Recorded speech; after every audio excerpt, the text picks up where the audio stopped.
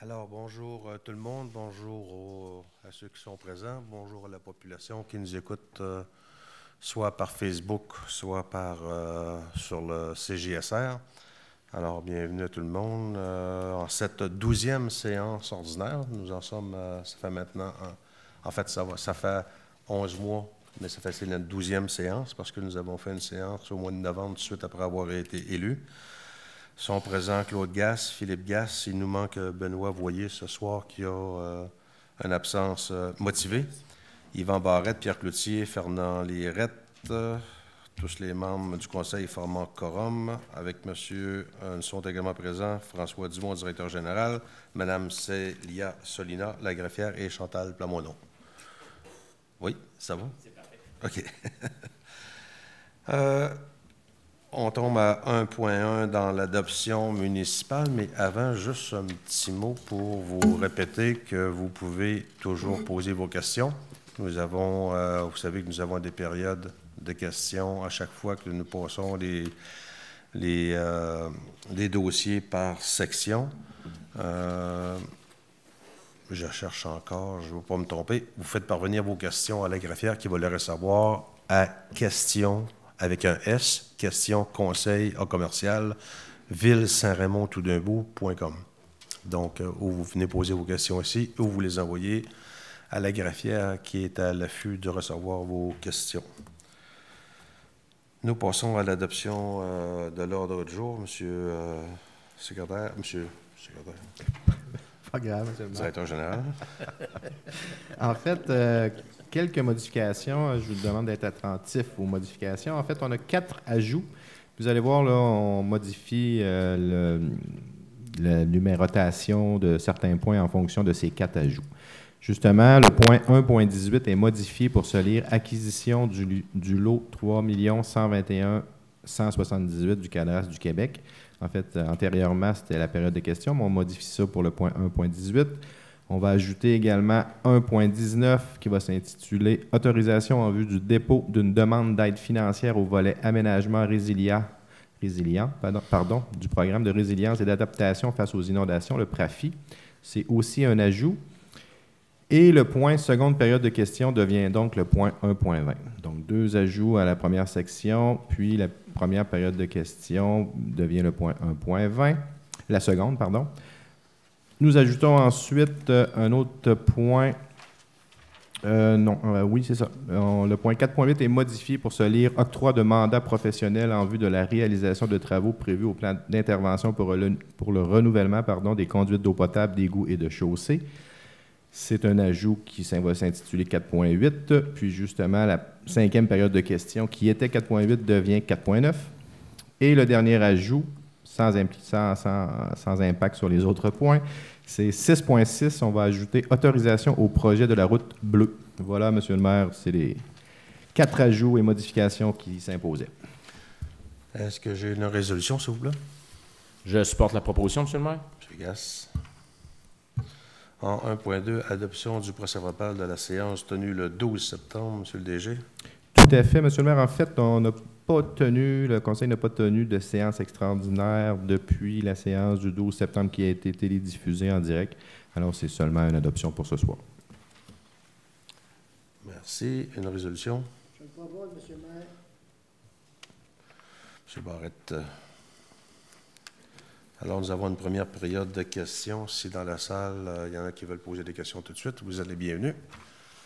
Sinon, nous passons à 1.4, dépôt du bordereau de la correspondance pour la période se terminant le 7 octobre.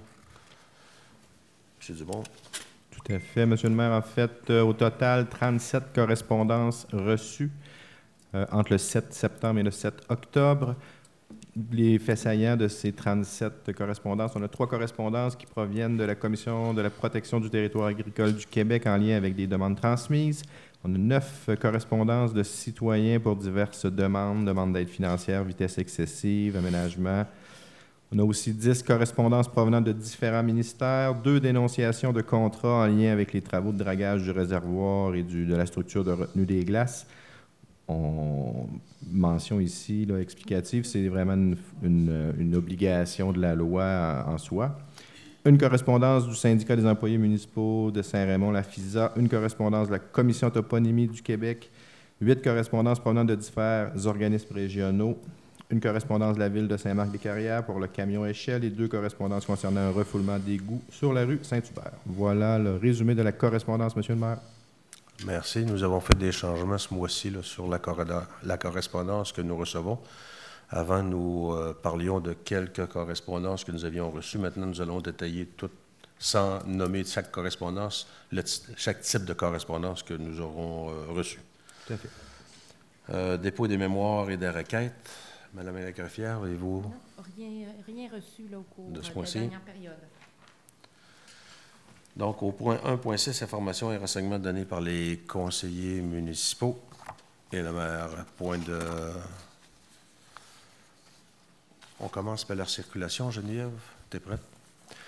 En fait, nous allons modifier, nous avertissons tout de suite, ça n'est pas fait. C'est quelque chose qui va être en cours. Nous allons modifier la circulation dans l'espace qu'on appelle un peu place de l'Église, qui est en face du centre multifonctionnel et en arrière du presbytère. Le problème que nous rencontrons, c'est qu'avec le temps, les gens se servent de cette rue-là de cet espace comme une rue. Ce n'est pas une rue, c'est pour donner accès à des infrastructures que nous avons. Donc, nous allons changer la circulation dans le but de protéger surtout le devant du centre multifonctionnel. Cet hiver, avec le hockey, nous avons souvent vu des choses qui sont un peu dangereuses, c'est-à-dire que des enfants qui vont sortir du centre multifonctionnel voient leur père en face stationner, se mettent à courir et comme plusieurs s'en servent comme rue, ça faisait de la circulation et c'est un peu dangereux. Donc, dans les prochaines semaines, nous allons changer la signalisation et la circulation dans cet espace. Donc, le message que j'ai à vous passer, c'est afin de sécuriser le déplacement des piétons sur la place d'Église, la Ville de Saint-Raymond testera dans les prochaines semaines de nouvelles directives sur la circulation automobile dans ce secteur. Place de l'Église est considérée par plusieurs automobiles comme une rue ou un raccourci. Dans quelques semaines, il ne sera plus possible pour les véhicules de traverser Place de l'Église entre l'avenue Hôtel de Ville et l'avenue Saint-Michel. Place de l'Église deviendra un espace de stationnement ou une zone de débarcadère pour les utilisateurs de l'aréna et du centre multifonctionnel. Les élèves, les parents et le personnel du pavillon Marguerite-Diouville, les résidents des habitations Saint-Raymond et finalement les gens qui se rendent aux offices religieux à l'Église. Ces nouvelles mesures permettront de sécuriser le passage piétonnier de centaines de personnes qui ont à circuler dans le secteur pour diverses raisons. Cette décision a été prise de concert entre la Ville, la fabrique et la direction du pavillon Marguerite-Diouville. Il s'agit pour le moment d'un projet afin de vérifier les paramètres de faisabilité pour une installation permanente. Merci de votre collaboration. Ce sont des messages qui vont être diffusés pour que quand on va décider de faire la signalisation, bien, vous n'en serez pas surpris. Ville-Rose, la 9e édition de Saint-Raymond Ville-Rose est en cours et se poursuit jusqu'au 30 octobre. Encore cette année, la Ville s'engage à titre de porteuse de lumière dans la campagne de Québec-Ville en rose, en se donnant comme actif d'amasser une somme d'argent qui sera remise pour l'amélioration des soins offerts aux femmes traitées au Centre de maladies du sein du CHU de l'Université CHU de Québec, Université Laval. Les fonds récoltés servent à acquérir des équipements hautement technologiques, à financer des projets de recherche et à contribuer à l'humanisation des soins. Mentionnons que les femmes de Saint-Raymond de Portneuf qui reçoivent un diagnostic de cancer sont traitées à cet endroit.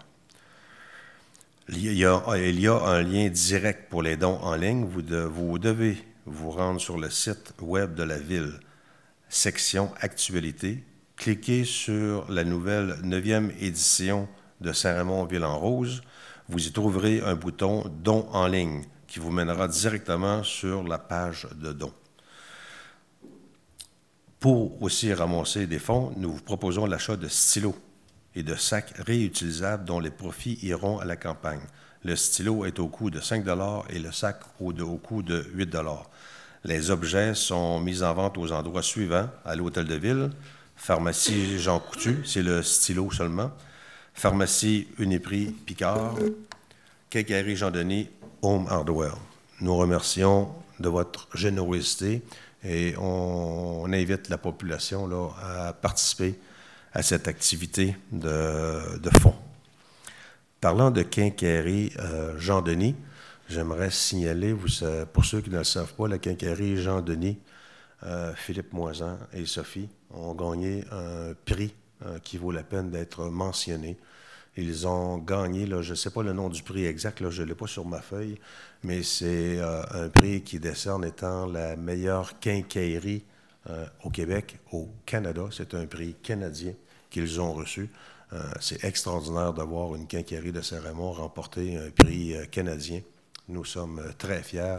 Félicitations à Philippe et à Sophie. Continuez votre bon travail et continuons d'encourager nos gens du milieu. Calendrier de la Société du patrimoine. Le calendrier de la Société du patrimoine est maintenant en vente au coût de 10 $ aux endroits suivants: Quincaillerie Jean-Denis au Hardware, Pharmacie Uniprix Picard et Simard, Alimentation Duplain de la rue Saint-Pierre, BMR Paulin Moisan, Hôtel de Ville Saint-Raymond et Impression Borgia. Nous vous invitons à en acheter une copie. Ça rapporte un peu de sous à la Société du patrimoine et à chaque année, ce calendrier est extraordinaire.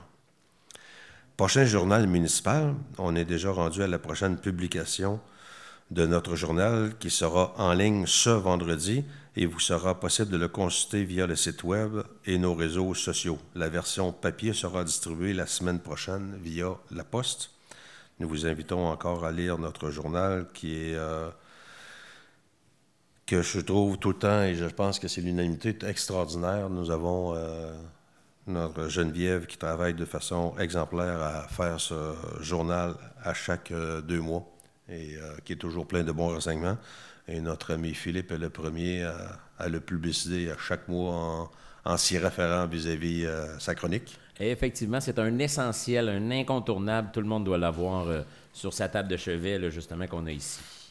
Pour l'instant aussi, je pourrais rajouter que Mme Geneviève Fauché, qui est celle qui s'occupe de faire le journal, communique aussi avec les associations parce que là, depuis quelque temps, le journal Le Martinet, vous savez, n'existe plus, n'existera probablement plus. Nous sommes à regarder, là, voir s'il y a une façon de contribuer à avoir les... je pense que le journal, mis à part les reportages que, oui, on pouvait retrouver dans le courrier, il y avait quand même des reportages spécifiques sur Saint-Raymond. Et il y avait aussi, ce qui était peut-être important, puis c'est là qu'on se pose beaucoup de questions, d'annonces par rapport aux groupes sociaux, sur des petites annonces que les groupes sociaux voulaient publier. Et Geneviève a envoyé à chaque groupe social, pour l'instant, et enverra à chaque groupe social les demandes qu'il pourrait vouloir mettre dans notre journal, qui, lui, non, ne sera pas toutes les semaines, mais à tous les 2 mois. Donc, au moins, s'il y a des annonces à venir, vous pouvez les mettre dans notre journal. Quelque chose de nouveau, une banque de logement sur le site web. En nouveauté, la Ville vous propose d'inscrire votre propriété à louer, une banque licitant les propriétés disponibles pour location à long terme sur le territoire raymondois. Ce service est offert en lien avec la pénurie de logements de la région. Chaque propriété à louer est fichée selon les informations que vous fournissez: adresse, superficie, type. Notez que la Ville n'est pas responsable des informations communiquées par les propriétaires ni de la mise à jour de la banque et que nous publions uniquement les offres de location à long terme, ce qui exclut les offres de location touristique. Comme vous le savez, on est en pénurie de logements. C'est une très belle initiative que la Ville fait parce que, comme les logements sont rares, le monde cherche, ne savent plus où chercher. Et justement, les annonces classées qu'il pouvait y avoir dans le journal Le Martinet, bien, à ce moment-là, seront publiées sur notre récepteur web et vous pouvez utiliser pour vous trouver un logement. Donc, nous invitons les propriétaires à nous signaler directement. Petite information, Geneviève, est-ce qu'ils inscrivent directement ou nous envoient ça et c'est nous autres qui l'inscrivons? Ils s'inscrivent directement sur le site web. Donc, c'est vous qui mettez l'information que vous voulez mettre directement sur le site web de Saint-Raymond, qui par la suite sera vérifié sûrement par nous, donc pour ne pas voir n'importe quoi. Exactement. Donc, nous nous fions sur votre professionnalisme pour rentrer ce que vous voulez exactement de façon professionnelle. C'est tout pour moi. Si nous passons aux informations qui viennent des conseillers, conseiller numéro 1, Claude Renaud, Loisirs et Culture, vous avez l'information? Merci, M. le maire. On va commencer par des informations au niveau de la fermeture des parcs. Donc, prenez note que l'ensemble des parcs, espaces verts et terrains sportifs extérieurs sont fermés pour... Le micro est ouvert. Pour la saison. Peut-être 7 mois. On va vous parler de culture maintenant. Il y a encore des belles activités qui viennent d'ici le mois de décembre. Donc, on a un spectacle d'humour de Mélanie Couture, Pure Couture, vendredi le 28 octobre, 20h. Donc, il reste des billets disponibles. Spectacle d'Halloween, La sorcière enchantée, toujours pour la famille. Donc, dimanche le 30 octobre à 10h30. Nous avons également au cinéma cette année, dans le cadre de leur 75e anniversaire, jeudi le 3 novembre, à 19h30. C'est un ciné-piano avec Roman Zavada. C'est Zénon Pagé de Charlie Chaplin. Donc, c'est des films muets animés par un pianiste qui va être sur place et l'entrée est gratuite. Donc, c'est une activité assez spéciale pour Saint-Raymond, pour le cinéma. Et également, on a l'expédition Accord, qui est une conférence et projection samedi le 19 au centre multifonctionnel. Donc, toutes ces activités-là, on les retrouve, bien sûr, dans notre journal, La Force d'information, et sur le site de la Ville. Donc, c'est très important. Si vous voulez le consulter, là, c'est une belle référence pour ces informations-là. Également, je voulais vous mentionner qu'en fin de semaine, on avait la grande marche Pierre Lavoie. Donc, on a eu tout près de 200 participants. Ça a été un succès par une belle journée ensoleillée. Ça a été apprécié par tous les gens, les familles qui étaient sur place. On avait 2 parcours, 2,5 et 5 km. Et puis, de mon côté, on a la fête des bénévoles qui s'en vient. Donc, nous, la fête des bénévoles va se tenir vendredi, le 4 novembre prochain. Les bénévoles de quelques 40 associations de Saint-Raymond ont reçu ou recevront une invitation de leur président ou présidente. Donc, moi, ça termine vos activités, M. le maire. Merci. Merci, M. Renaud. M. Gass, conseiller numéro 2. Merci, M. le maire. Alors, de mon côté, je vais commencer avec l'Arena à Saint-Raymond, évidemment. Alors, l'Arena a débuté les matchs du calendrier régulier des Lynx. Alors, ça va commencer en fin de semaine prochaine. Vous mentionniez tout à l'heure, justement, en avant du centre multifonctionnel, il va y avoir des nouvelles directives. Alors, autant aux parents de joueurs de hockey, autant que les visiteurs, autant les gens qui vont utiliser la rue, là, vous allez voir, là, ça va justement, l'achalandage hivernal va recommencer au centre multifonctionnel. Et on sait qu'à tous les jours, c'est le hockey scolaire. La fin de semaine, c'est le hockey des Lynx. Le soir de semaine, il y a le hockey adulte aussi qui reprend ses opérations. Alors ça, tout ça fait créer beaucoup de circulation en avant du centre multi. Alors, c'est pour ça qu'on va essayer ce nouveau procédé là, que j'espère probablement va augmenter de beaucoup la sécurité pour nos jeunes joueurs, évidemment. Alors, pour ceux qui veulent connaître les heures de glace, on sait que vous pouvez louer la glace selon une horaire un peu plus... je veux dire, selon les plages horaires. Il y a toujours le hockey libre, évidemment, et le patinage libre. Vous pouvez avoir, bien sûr, l'horaire de ces plages de disponibilité, là, semaine après semaine, qui sont sur notre site web ou, évidemment, sur le site Facebook. Rapidement, là, vous voulez consulter. Alors, le site Facebook de la Ville ou le site web. Alors, toujours les 2 références qui vont vous donner la juste information. Je poursuis aussi, bien sûr, avec le patinage artistique, en parlant de l'aréna, évidemment. Alors, le club de patinage artistique, de son côté, a commencé déjà ses compétitions et on voudrait saluer, bien sûr, Naomi Voyer, qui a réussi un nouveau record de pointage personnel et qui a mérité la médaille d'or là, à Lévis. Alors, au niveau du patinage artistique, félicitations. Le club qui est toujours en très bonne santé, vraiment, là, c'est agréable de les voir. Eux aussi, il ne faut pas les oublier. On vous rappelle que le hockey mineur aussi, cette année, c'est encore un record d'inscription.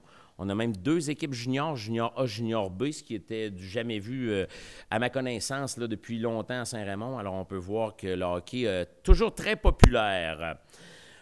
Je vous parle aussi, bien, on parle d'activités sportives, puis on le sait qu'on a le Fonds d'accessibilité aux sports et loisirs à la ville de Saint-Raymond là, depuis déjà 17 ans.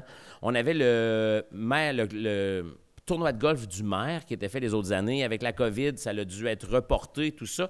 Et cette année, on y va avec une nouvelle formule. On y va avec un cocktail conférence au profit du Fonds d'accessibilité au sport et loisirs. Puis juste vous mentionner, là, c'est qu'on est conscient que le fait de pratiquer une activité sportive ou de participer à une activité de loisir contribue à une meilleure qualité de vie pour nos enfants. La santé physique et mentale, l'estime de soi, la satisfaction de se dépasser, le développement global, de l'être humain, la sociabilité, l'appartenance à un groupe en sont un mode de vie positif qui permet de créer, bien sûr, des collectivités solides. Ça, c'est quelques exemples, là. Eh bien, grâce à ça, on sait que, considérant que toutes ces valeurs favorisent une meilleure qualité de vie pour nos enfants, eh bien, on veut l'offrir au plus d'enfants possible. Alors, évidemment, dans le contexte économique actuel, c'est pas toujours évident pour tout le monde, à chaque enfant, d'avoir l'accessibilité aux activités de sport, de loisirs. Alors, la Ville de Saint-Raymond, en collaboration avec l'École Marguerite-Dioville, avec l'École Saint-Joseph, avec le SOS Accueil, on a créé, comme je vous le disais depuis tantôt, le 17 ans déjà, le Fonds d'accessibilité aux sports et loisirs de Saint-Raymond. Fait là, c'est important de renflouer les coffres, justement, pour pouvoir permettre au plus d'enfants possible de pouvoir profiter des loisirs que nous offrons à Saint-Raymond. Fait que là, vous voyez, vous avez vu à l'écran, justement, cette année, ça va être vraiment intéressant. C'est un cocktail conférence qui va être présenté le 16 novembre. C'est un mercredi, mettez ça à l'horaire. Alors, afin d'amasser une somme d'argent, comme on vous le disait, cette année, on invite justement le docteur Paul Poirier, qui exerce la pratique de cardiologue à l'Institut universitaire de cardiologie de pneumologie de Québec de l'Université Laval.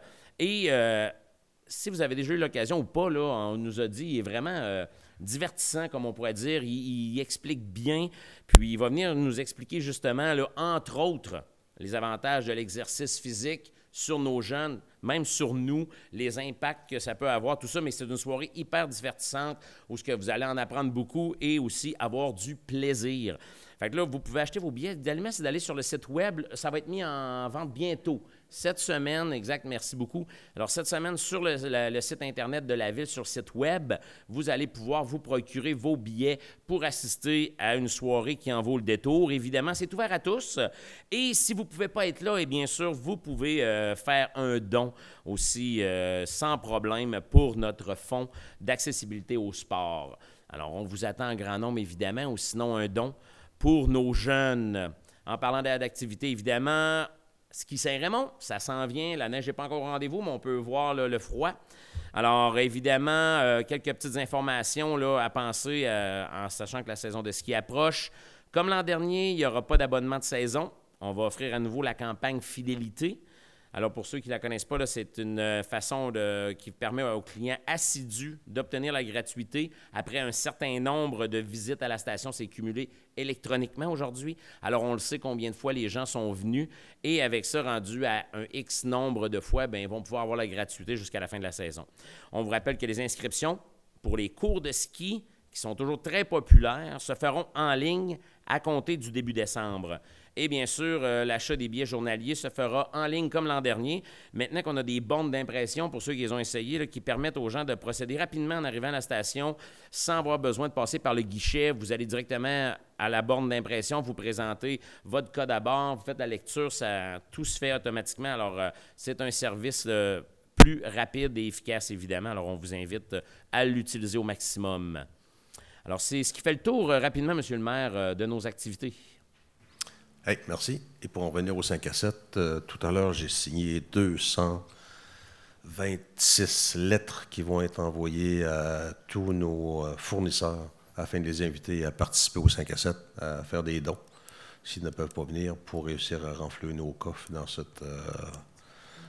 dans cette cause qui est extraordinaire. Oui, effectivement. Le conseiller Benoît Boyer étant absent, Philippe, je pense que tu remplaçais, mais est-ce que ça va être plus tard, tantôt, quand on va parler des services sécurité. Conseiller numéro 4, Yvan Barrette, vidéo sur l'éco-son de Saint-Raymond, je crois. Oui, merci, Monsieur le maire. Effectivement, Madame Geneviève, s'il vous plaît, on va vous présenter l'éco-centre. Certains doivent le connaître, mais ça va vous permettre de l'identifier.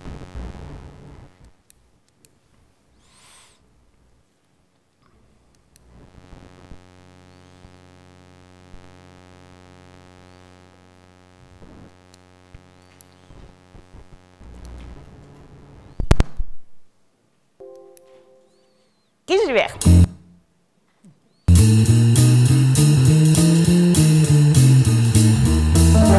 Bienvenue à l'éco-centre de Saint-Raymond. L'éco-centre est situé au 590 chemin Bourg-Louis. Il s'agit du lieu où était situé anciennement le site d'enfouissement sanitaire. Les matières déposées ici seront récupérées, recyclées, réutilisées ou ultimement éliminées. C'est plus de 80% des matières qui se retrouveront ici qui auront une deuxième vie. Le but, recycler et récupérer un maximum de matière et en détourner le plus possible de l'enfouissement. Voici comment ça fonctionne. À votre arrivée, respectez la signalisation et attendez que le préposé vous indique les consignes à suivre. Celui-ci vous accueille et vous explique comment vous départir des objets que vous apportez, soit dans des compartiments ouverts ou encore dans des conteneurs ou autres contenants. On vous remet un feuillet explicatif qui indique les numéros correspondants au compartiment utilisé. Conservez-le pour votre prochaine visite. Ainsi, vous pourrez planifier votre tri des matières à l'avance. L'éco-centre Saint-Raymond accueille en moyenne 18 000 visiteurs par année. Si vous faites des travaux de construction, de rénovation ou encore un grand ménage, pensez à utiliser les services de l'éco-centre. Les visites sont gratuites pour les citoyens. Le volume maximal accepté est de 3 mètres cubes et vous pouvez venir aussi souvent que nécessaire.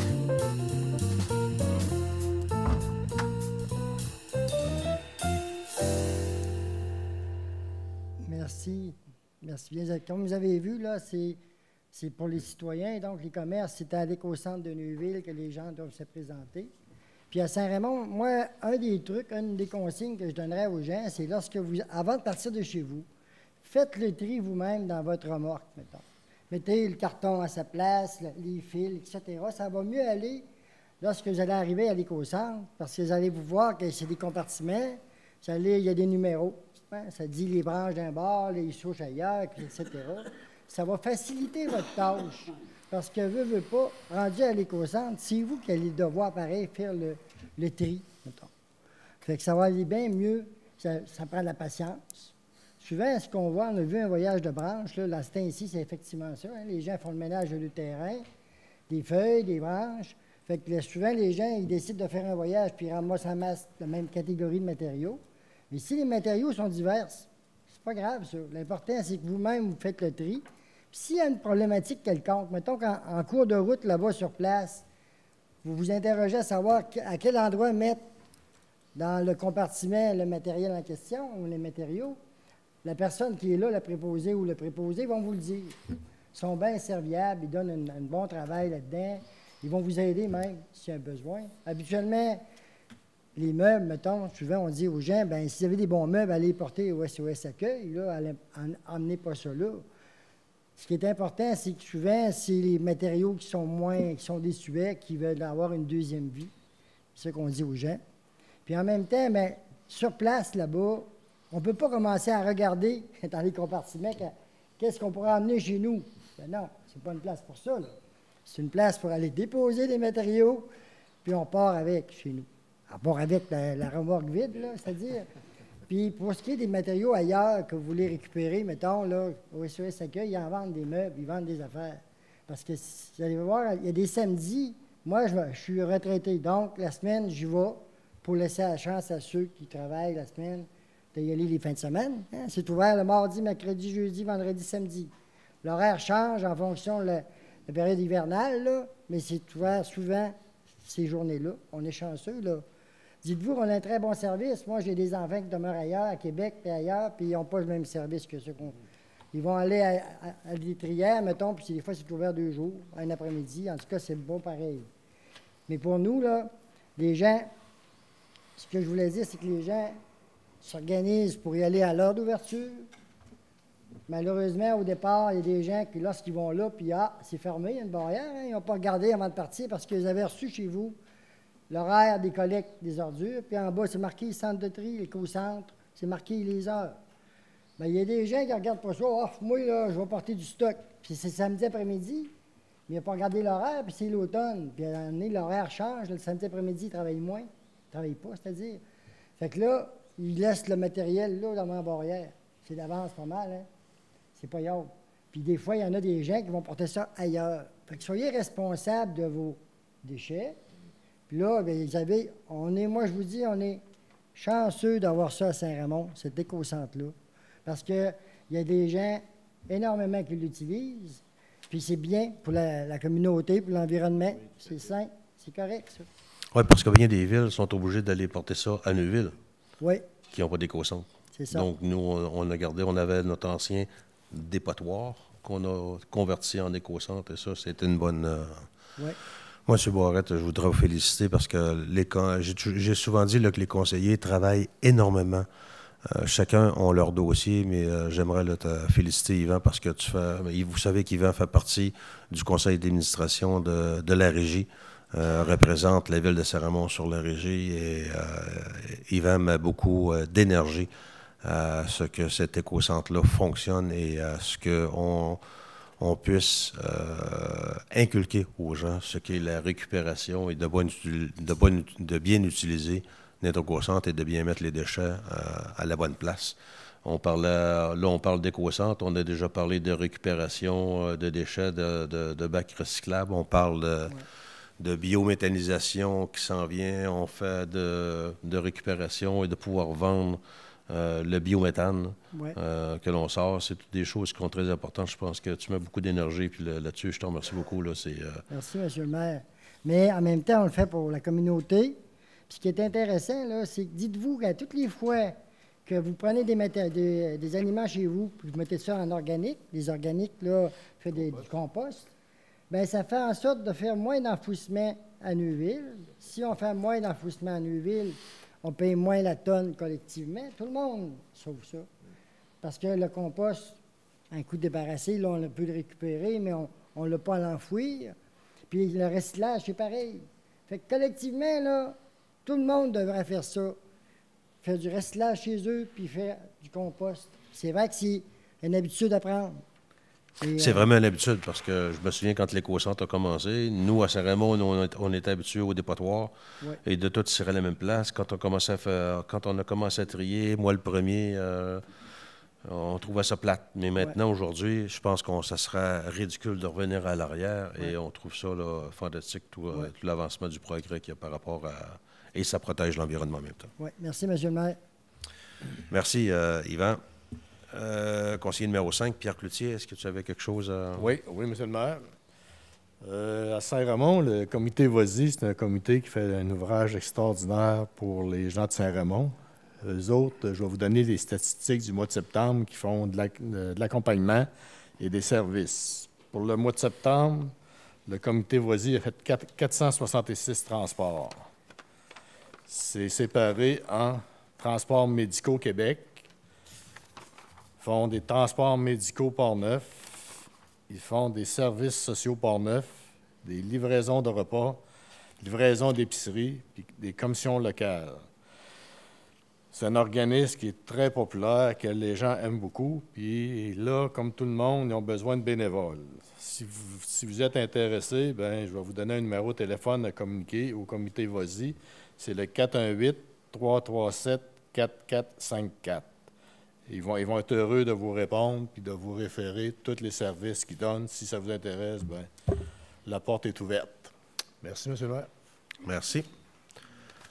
Conseiller numéro 6, Fernand Lérette, est-ce que tu as quelque chose avant de ton point de tout à l'heure? Ou Ça va être compte rendu des travaux publics au point 4. D'accord, merci.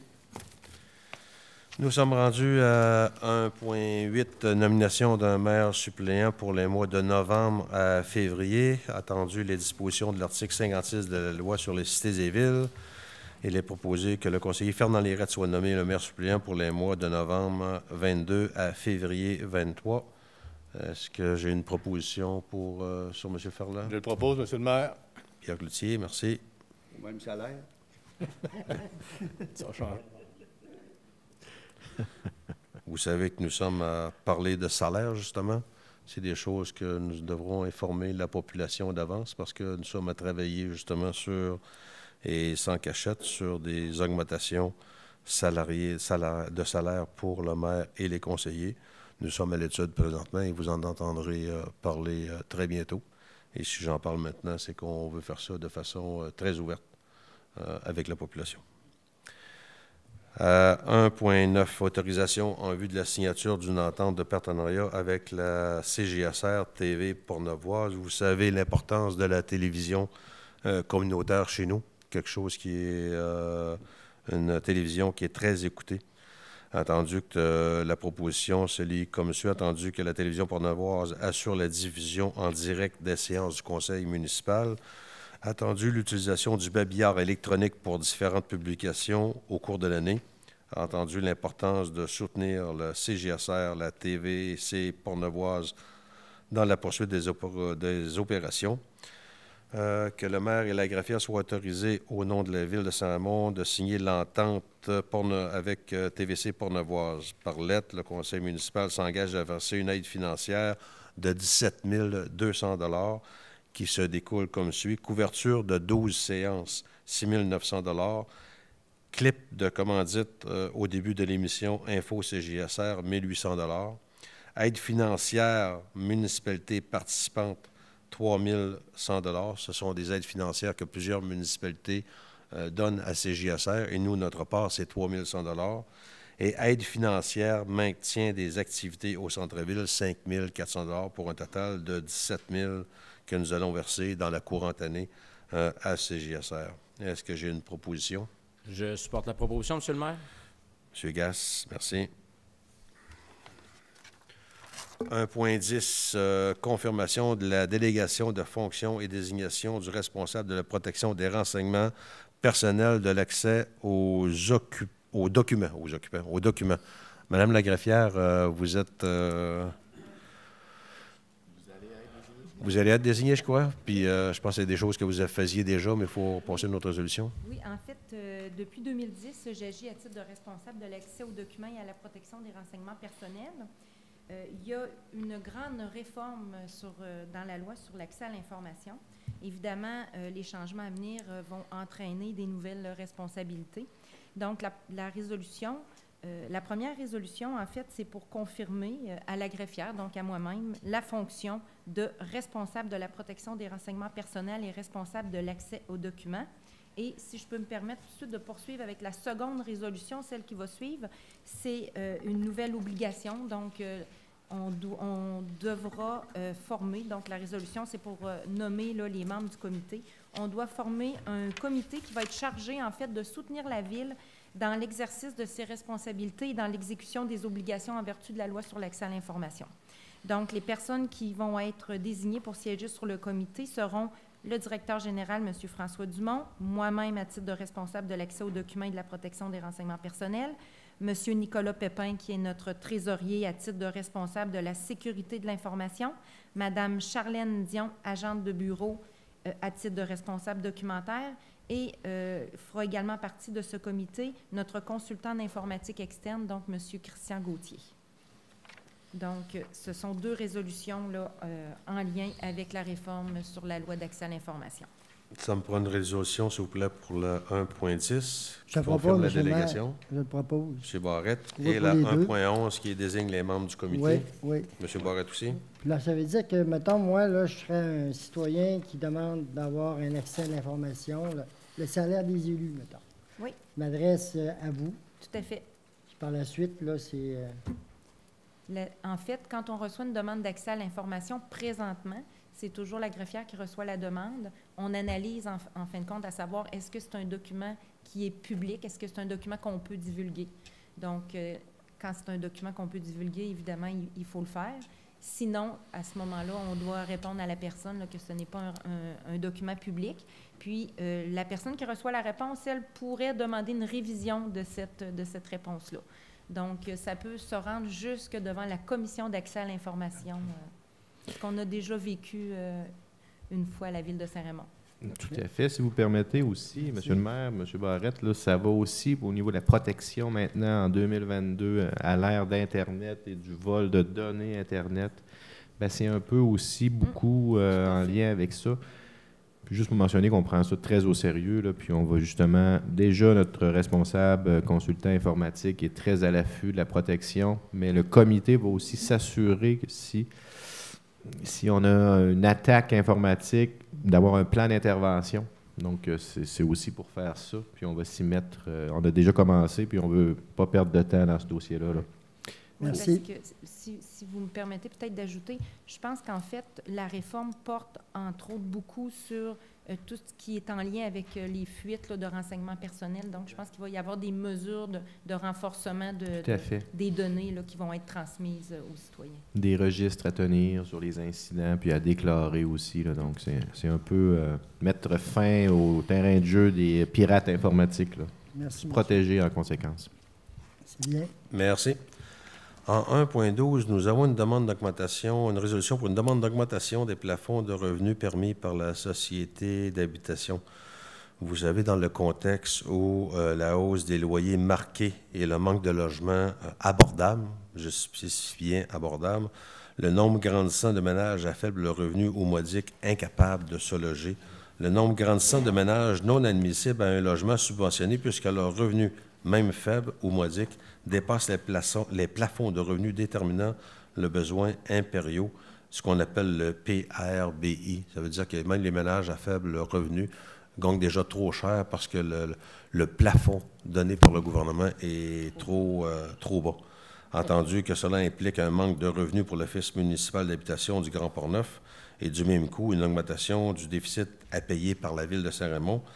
La résolution se lit comme suit que la Ville de Saint-Raymond demande à la Société d'habitation du Québec d'augmenter les plafonds de revenus déterminant les besoins impériaux de la Ville de Saint-Raymond et des municipalités rurales dont la Ville fait partie, au même montant que ceux de la région métropolitaine de recensement de Québec, et ce, afin de mieux refléter la réalité des marchés, parce que les plafonds à Montréal et Québec ne sont pas les mêmes, et on pense que ça a déjà été révisé, puis que les notes, il serait temps qu'ils soient révisées. Donc, est-ce que j'ai une proposition? Faire proposition, M. le maire. M. Cloutier, merci. Nous sommes en 1.13, versement d'une aide financière au 62e groupe scout de Saint-Raymond.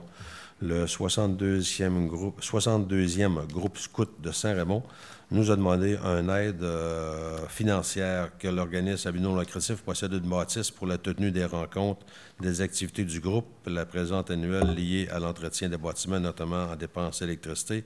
Entendu que le Conseil souhaite soutenir cet organisme qui prône l'apprentissage des valeurs et le développement physique, intellectuel, affectif, spirituel et social des jeunes.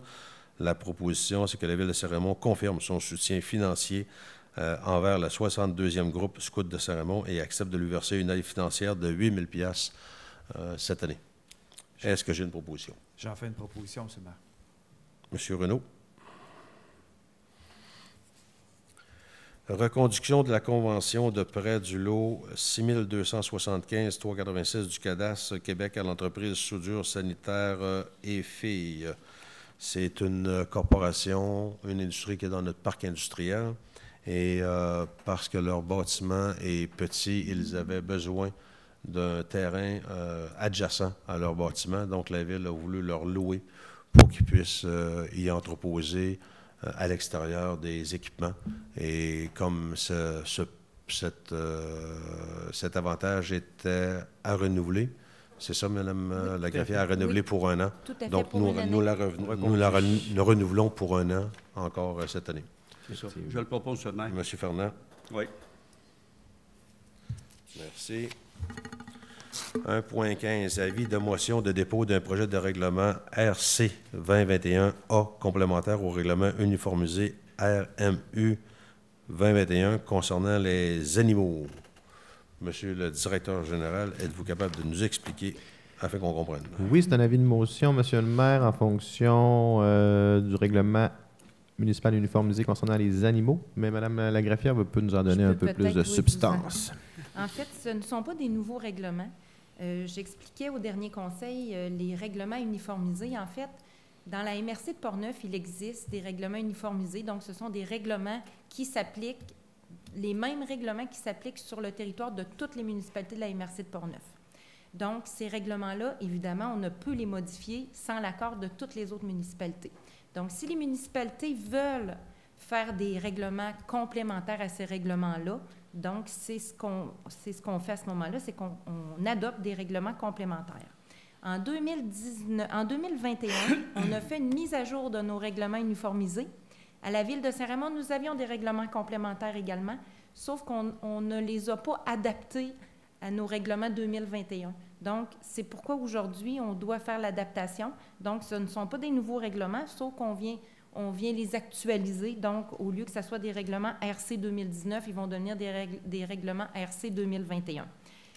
Le premier règlement qui concerne les animaux, en fait, c'est un règlement qui vient énumérer une liste de races de chiens qui doivent porter, dès qu'ils sont à l'extérieur d'un bâtiment, une muselière. Donc, ce n'est pas quelque chose de nouveau, c'est quelque chose qu'on a depuis 2016. Et dans ce même règlement, on parle là, des frais pour la capture, la garde et la pension des animaux.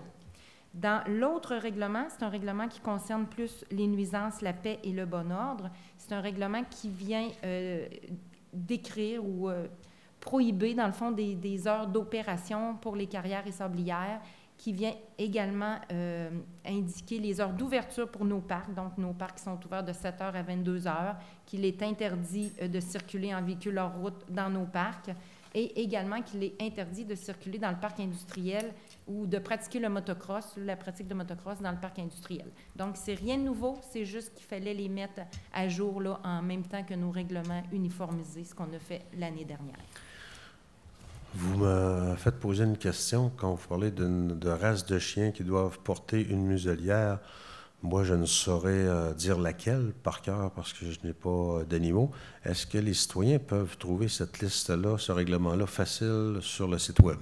Bonne question. J'imagine qu'il doit être sur le site Internet, probablement que oui. Sur Internet, on peut le trouver, donc ils peuvent, les gens qui veulent se renseigner peuvent le trouver? Oui. D'accord. Dans l'outil de recherche, sur notre site, là, en tapant règlement sur les chiens, là, ils vont trouver ça assez facilement. Donc, juste pour compléter, ce soir, c'est l'avis de motion, puis au prochain conseil, ça sera l'adoption finale des règlements. Donc, 1.15, 1.16, Monsieur le maire, concernant les animaux et concernant les nuisances. 2 avis de motion. Je propose, M. le maire. M. Lérette, Oui. pour 1.15 et 1.16.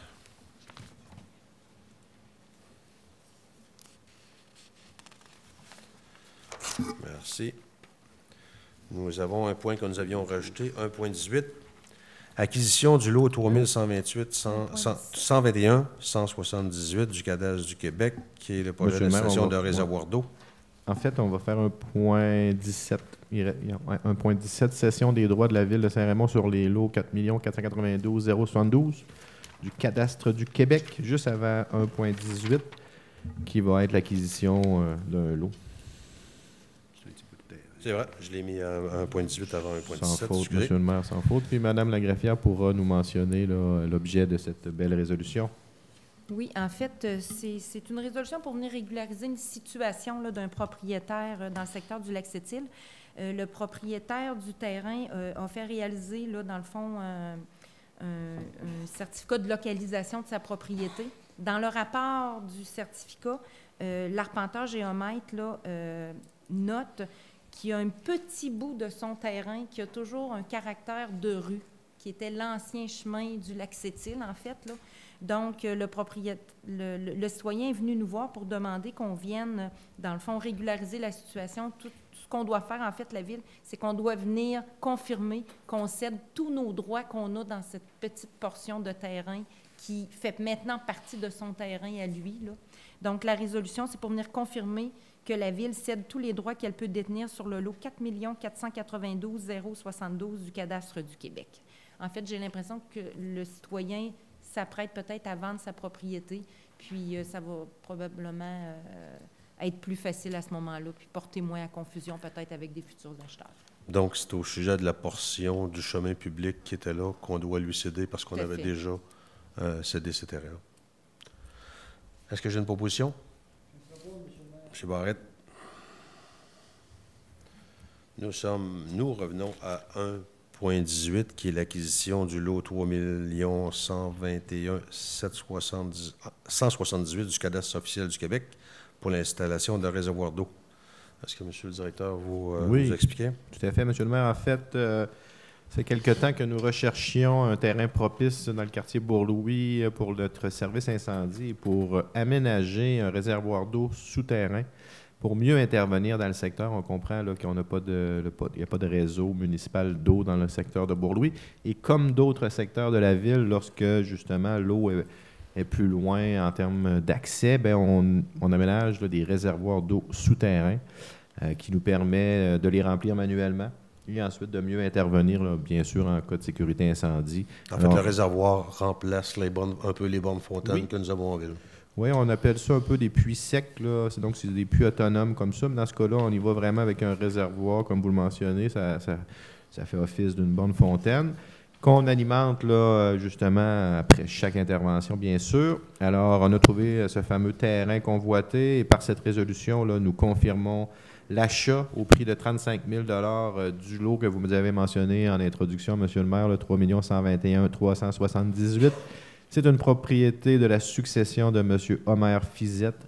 Alors, par cette résolution, on confirme l'achat et on mandate également Maître Nathalie Renaud, notaire, pour la suite du dossier. Et on vous autorise également, vous, M. le maire, et Mme Plamondon, greffière, à signer pour et au nom de la Ville la promesse, le contrat, ainsi que tout document pertinent à la transaction.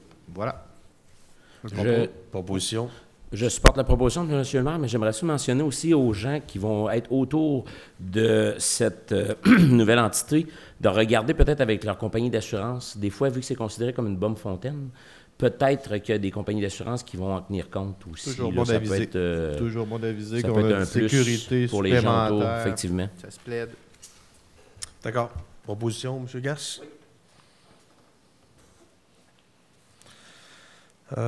Nous sommes rendus à 1.19, autorisation en vue d'un dépôt d'une demande d'aide financière du volet d'aménagement résilient au programme de résilience et d'adaptation face aux inondations. C'est le programme PRAFI. Pour ceux qui m'ont écouté à CJSR la semaine passée, on a parlé qu'il restait beaucoup d'ouvrages à faire encore sur la rivière que nous sommes en train de négocier avec le gouvernement. Excusez. Une autre aide financière pour les prochains projets. Et la résolution qu'il y a ici, c'est que la Ville s'engage, si elle obtient, que la Ville s'engage à respecter les modalités du guide qui lui sont applicables, que le Conseil de Ville autorise le dépôt d'une demande d'aide financière volet aménagement résilient du PRAFI. En fait, c'est pour la continuation de tout ce qu'on a fait au PRAFI. Il faut présenter une nouvelle demande financière. Nous sommes en négociation et on a déjà eu le OK pour certaines demandes. Donc, c'est la demande pour ça. Tout à fait. Et on a besoin d'une résolution, mais là, j'aimerais comprendre, dans ce sujet-là, pourquoi on a besoin d'une résolution pour pouvoir présenter la demande au PRAFI. Je peux vous répondre là-dessus, M. le maire, en fait, si vous permettez. En fait, le gouvernement, lorsqu'on a un programme normé, quand on a un programme existant au niveau du gouvernement du Québec ou du gouvernement du Canada, bien, pour que la personne qui dépose la demande soit autorisée par la corporation municipale. Donc, ça prend, c'est dans les critères du programme là, qui demande une résolution autorisant le dépôt. OK, donc c'est pour vous autoriser à faire la demande. Exact, tout à fait. D'accord. Une proposition? Je le propose, M. le maire. Merci.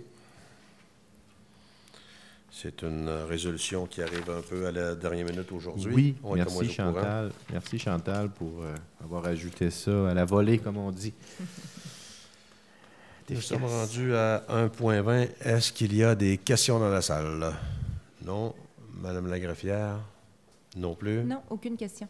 Donc, nous allons sauter au point 2, qui est le bordereau des dépenses. Tout à fait. Le bordereau des dépenses, nous avons des dépenses ce mois-ci de 3 443 218,17 sous. Et les principales dépenses sont du ministère des Finances, Service de la Sûreté du Québec pour 22. C'est le deuxième versement. 2 de 2, nous avons 2 versements. Et nous avons payé ce mois-ci 930 000 $ pour la Sûreté du Québec. Donc, pratiquement 1 million sur le budget de cette mois-ci. Rochette Excavation, un montant de 616 300 $ qui est aménagement du système de retenue des glaces. Vous savez qu'on a parlé là, du SRG, système de retenue des glaces qu'on a installé sur la Sainte-Anne. CWA Mécanique de procéder à réfection de la mécanique du poste de pompage SR3. Ce sont nos postes de pompage pour les égouts. Camp Portneuf, aide financière 22, 45 000 $ et compensation du camp de jour pour les résidents de Saint-Raymond, 61 600. Quand on vous dit que vous pouvez vous servir du camp Portneuf, la population a des coûts moindres, bien ça en fait partie. Et aussi les compensations pour le camp de jour, parce qu'on envoie nos jeunes au camp de jour, au camp Portneuf. C'est quelque chose qui est très, très aimé. Et donc, ce sont des argents pour compenser ces choses-là. Et Sintra incorporé matériaux de travaux pour du matériel pour les travaux dans le Renseigné au montant de 99 100 $. Ce sont les principales dépenses ce mois-ci. Donc, pour le bordereau de dépenses, c'est terminant le 13 octobre. Besoin d'une résolution, s'il vous plaît. Pierre Cloutier. En 2.2, la modification salariale de l'employé occupant le poste d'ingénieur. Monsieur le DG, s'il vous plaît. Tout à fait, Monsieur le maire. En fait, c'est une résolution visant à reclasser à une classe supérieure là, notre ingénieur Jean-Simon Langevin. Donc, après la recommandation du Comité des ressources humaines, cette résolution permettra de confirmer le poste de M. Langevin d'ingénieur à la classe 4, échelon 3 de cette nouvelle classe salariale. Il faut dire que notre ingénieur a reçu son statut officiel d'ingénieur également. Là, il avait le statut d'ingénieur junior. Maintenant, a réussi tous ses examens. Donc, par le fait même, on vient ajuster là, son traitement en conséquence. Je le propose, M. le maire. M. Renaud? Oui. Il faut dire qu'on est très content des services de M. Langevin jusqu'ici. Il progresse très bien, passé d'ingénieur junior maintenant avec son diplôme où il peut signer nos plans en résident de Saint-Raymond. Donc, c'est formidable. Merci beaucoup. En 2.3, autorisation en vue de la signature d'une lettre d'entente avec le syndicat des employés municipaux de Saint-Raymond, M. le DG. Tout à fait, M. le maire. Bon, tel que prévu à la Convention, un employé qui voit ses tâches changer de façon importante là, peut demander une réévaluation de son poste. C'est ce qui est question ici, mais pour conclure cette nouvelle évaluation et entente, et tout changement à la Convention, en fait, là, on doit signer, la Ville doit signer une lettre d'entente avec le syndicat des employés municipaux de Saint-Raymond. Alors, par cette résolution, nous autorisons la signature de la dite lettre d'entente. Voilà. Proposé par M. Barrette. 2.5, dépôt d'un état en date du 30 septembre. Oh, 2.4 avant, M. le maire, si je ne me trompe pas, avis de motion à 2.4 d'un projet de règlement créant une réserve financière pour le financement des dépenses liées à la tenue des élections municipales. C'est une nouvelle obligation de la loi, si je ne me trompe pas. On doit maintenant... 2.4.1? 2.4 tout court. 2.4. Juste avant 2.5. Oui, j'avais tourné ma page. Sans problème. C'était juste pour savoir si vous suiviez le rôle comme il faut, M. le DG. Je vous teste de temps en temps. C'est l'évaluation après un an, ça, c'est ça. En fait, c'est un travail d'équipe, j'allais dire. Alors, ça me fait plaisir de Donc, 2.4, avis de motion des dépôts d'un projet de règlement 797-22 créant une réserve financière pour le financement des dépenses liées à la tenue d'élections municipales. Madame la greffière, peut-être? Oui, en fait, c'est une nouvelle obligation. La Ville doit maintenant créer une réserve financière, puis pas seulement que la Ville de Saint-Raymond, là, toutes les municipalités du Québec doivent faire un règlement pour créer une réserve financière pour le financement des dépenses liées à la tenue des élections municipales, que ce soit des élections partielles ou générales. Donc, c'est un règlement qu'on va adopter dans lequel on va créer une réserve là, jusqu'à un montant maximal de 60 000 $. Le coût de nos élections. Dans le fond, c'est 10 000 $ par année. En moyenne, 12 000 $ par année, je pense ou peut-être 15 000 dans le fond, fois 4. On espère faire une élection aux 4 ans, là, une élection générale. Là. On ne sait jamais, entre deux, il peut toujours y avoir une élection partielle, mais c'est un montant de 15 000 $ qui va être versé au fond annuellement, donc pour avoir un montant global de 60 000 $ pour la prochaine élection générale. Mais c'est nos coûts, 60 000 pour une élection générale. Oui, c'est la dernière élection. Est-ce que ça couvre tous nos coûts complets? 60 000 $, oui. Parce que la dernière élection, je pense qu'on n'a pas dépassé les 50 000 $. D'accord. Une proposition? Je le propose, M. le maire. M. Vernon. Merci.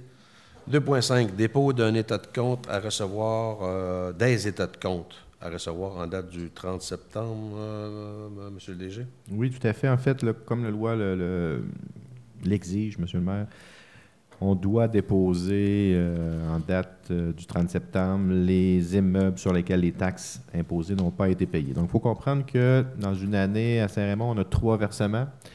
Et aussitôt qu'on saute, qu'on ne respecte pas une date de versement, on tombe dans les états de compte tels quels, imposés, qui n'ont pas été payés.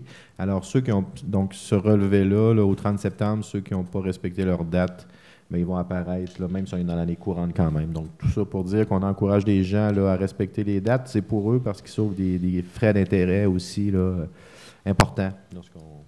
Quand on en fait un dépôt, Mme Graffière, c'est un dépôt de tous les... En fait, c'est un dépôt de tous les comptes de taxes qui n'ont pas été payés, même ceux de l'année courante. Tout à fait. Okay. Tout à fait. Est-ce que ce dossier-là est public ou c'est juste quand on fait un dépôt?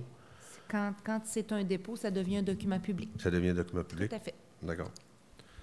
Donc, on invite nos gens à payer leurs taxes à temps. Tout à fait. C'est un dépôt, je n'ai pas besoin de résolution. En 2.6, troisième période de questions. Madame la greffière. Toujours pas de questions. Toujours pas de questions. Si on tombe dans sécurité publique, dépôt des présentations du projet intervention au service des incendies du mois de septembre. Monsieur Gass, je pense que vous prenez le relais. Oui, effectivement, vu l'absence de notre collègue, je vais essayer de faire de mon mieux pour vous informer, mais je commence avec une excellente nouvelle. Les portes ouvertes de la caserne qui ont eu lieu le 1er octobre dernier.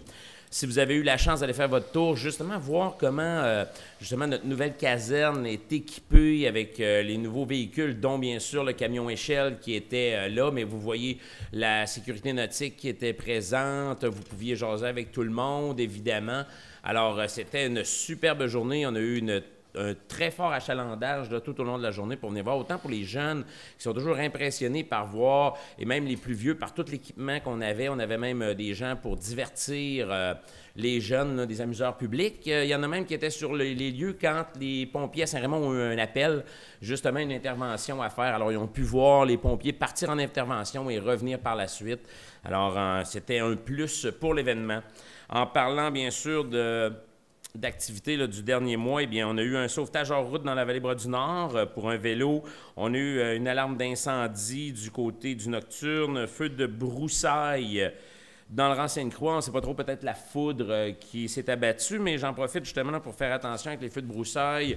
On le sait qu'à l'automne, là, c'est sec, même s'il y a beaucoup de pluie, tout ça, mais on a quand même beaucoup de secteurs qui sont secs avant l'hiver. Et des fois, il y en a qui en profitent pour faire brûler de la branche puis des choses comme ça. Puis là, bien, c'est important de demander le permis. Mais aussi, comme M. Barrette le mentionnait, bien sûr, ici à notre centre, vous pouvez venir porter vos branches, tout ça, qui vont être récupérés en compost et différents produits. Alors ça, c'est sans problème. Vous êtes les bienvenus là, à la place de faire des feux qui peuvent être dangereux. Bien, vous présentez à notre centre et puis ça va être beaucoup plus facile et avantageux pour tout le monde. On a eu bien sûr des alarmes d'incendie, un feu de débris aussi, quelqu'un qui aurait pu se rendre encore une fois à notre site pour trier ses produits. On a eu des arbres qui ont tombé sur les fils, danger électrique avec le vent. On a eu quelques périodes à l'automne, souvent les branches secs, tout ça. Alors, on a quelques périodes avec les forts vents que nous avons eus. On a eu une mâchoire de vie, un accident, là, bien sûr, à Saint-Léonard. Alors, ça s'est bien passé de ce côté-là. Ça continue, là. On a eu de l'entraide du côté des TNO. Alors, ça aussi à mentionner. On a eu à faire attention des armes d'incendie non fondées, évidemment. C'est toujours... on n'a pas le choix d'y aller pareil au cas où. Alors, c'est toujours à faire attention. Feu de cheminée. On sait que c'est l'automne. Important de ramoner vos cheminées avant le début de l'hiver. Des fois, on n'y a pas pensé, quoi que ce soit. Alors, c'est des périodes qui sont propices à ça, là, l'automne, les premiers feux que nous allons faire de la saison. Alors, soyez prudents et assurez-vous de faire ramoner votre cheminée. C'est très important. Pour le mois dernier, bien, on a eu 16 interventions qui fait un total pour l'année 2022 de 143. Alors, on garde la moyenne. On avait eu 132 l'an dernier et 152 en 2020. Alors, on est dans la moyenne. C'est ce qui complète, Monsieur le maire, là, le rapport des incendies pour le mois de septembre. Merci, M. Gass. Vous êtes pratiquement aussi bon que M. Voyer. Merci beaucoup. J'ai appris du maître qui était à ses côtés de moi. Merci beaucoup. Plaisanterie. En 3.2, autorisation en vue de la présentation d'une demande dans le cadre du programme d'aide financière pour la formation des pompiers volontaires, M. Dumont. Tout à fait, M. le maire. En fait, c'est une résolution que nous voyons annuellement, ou presque.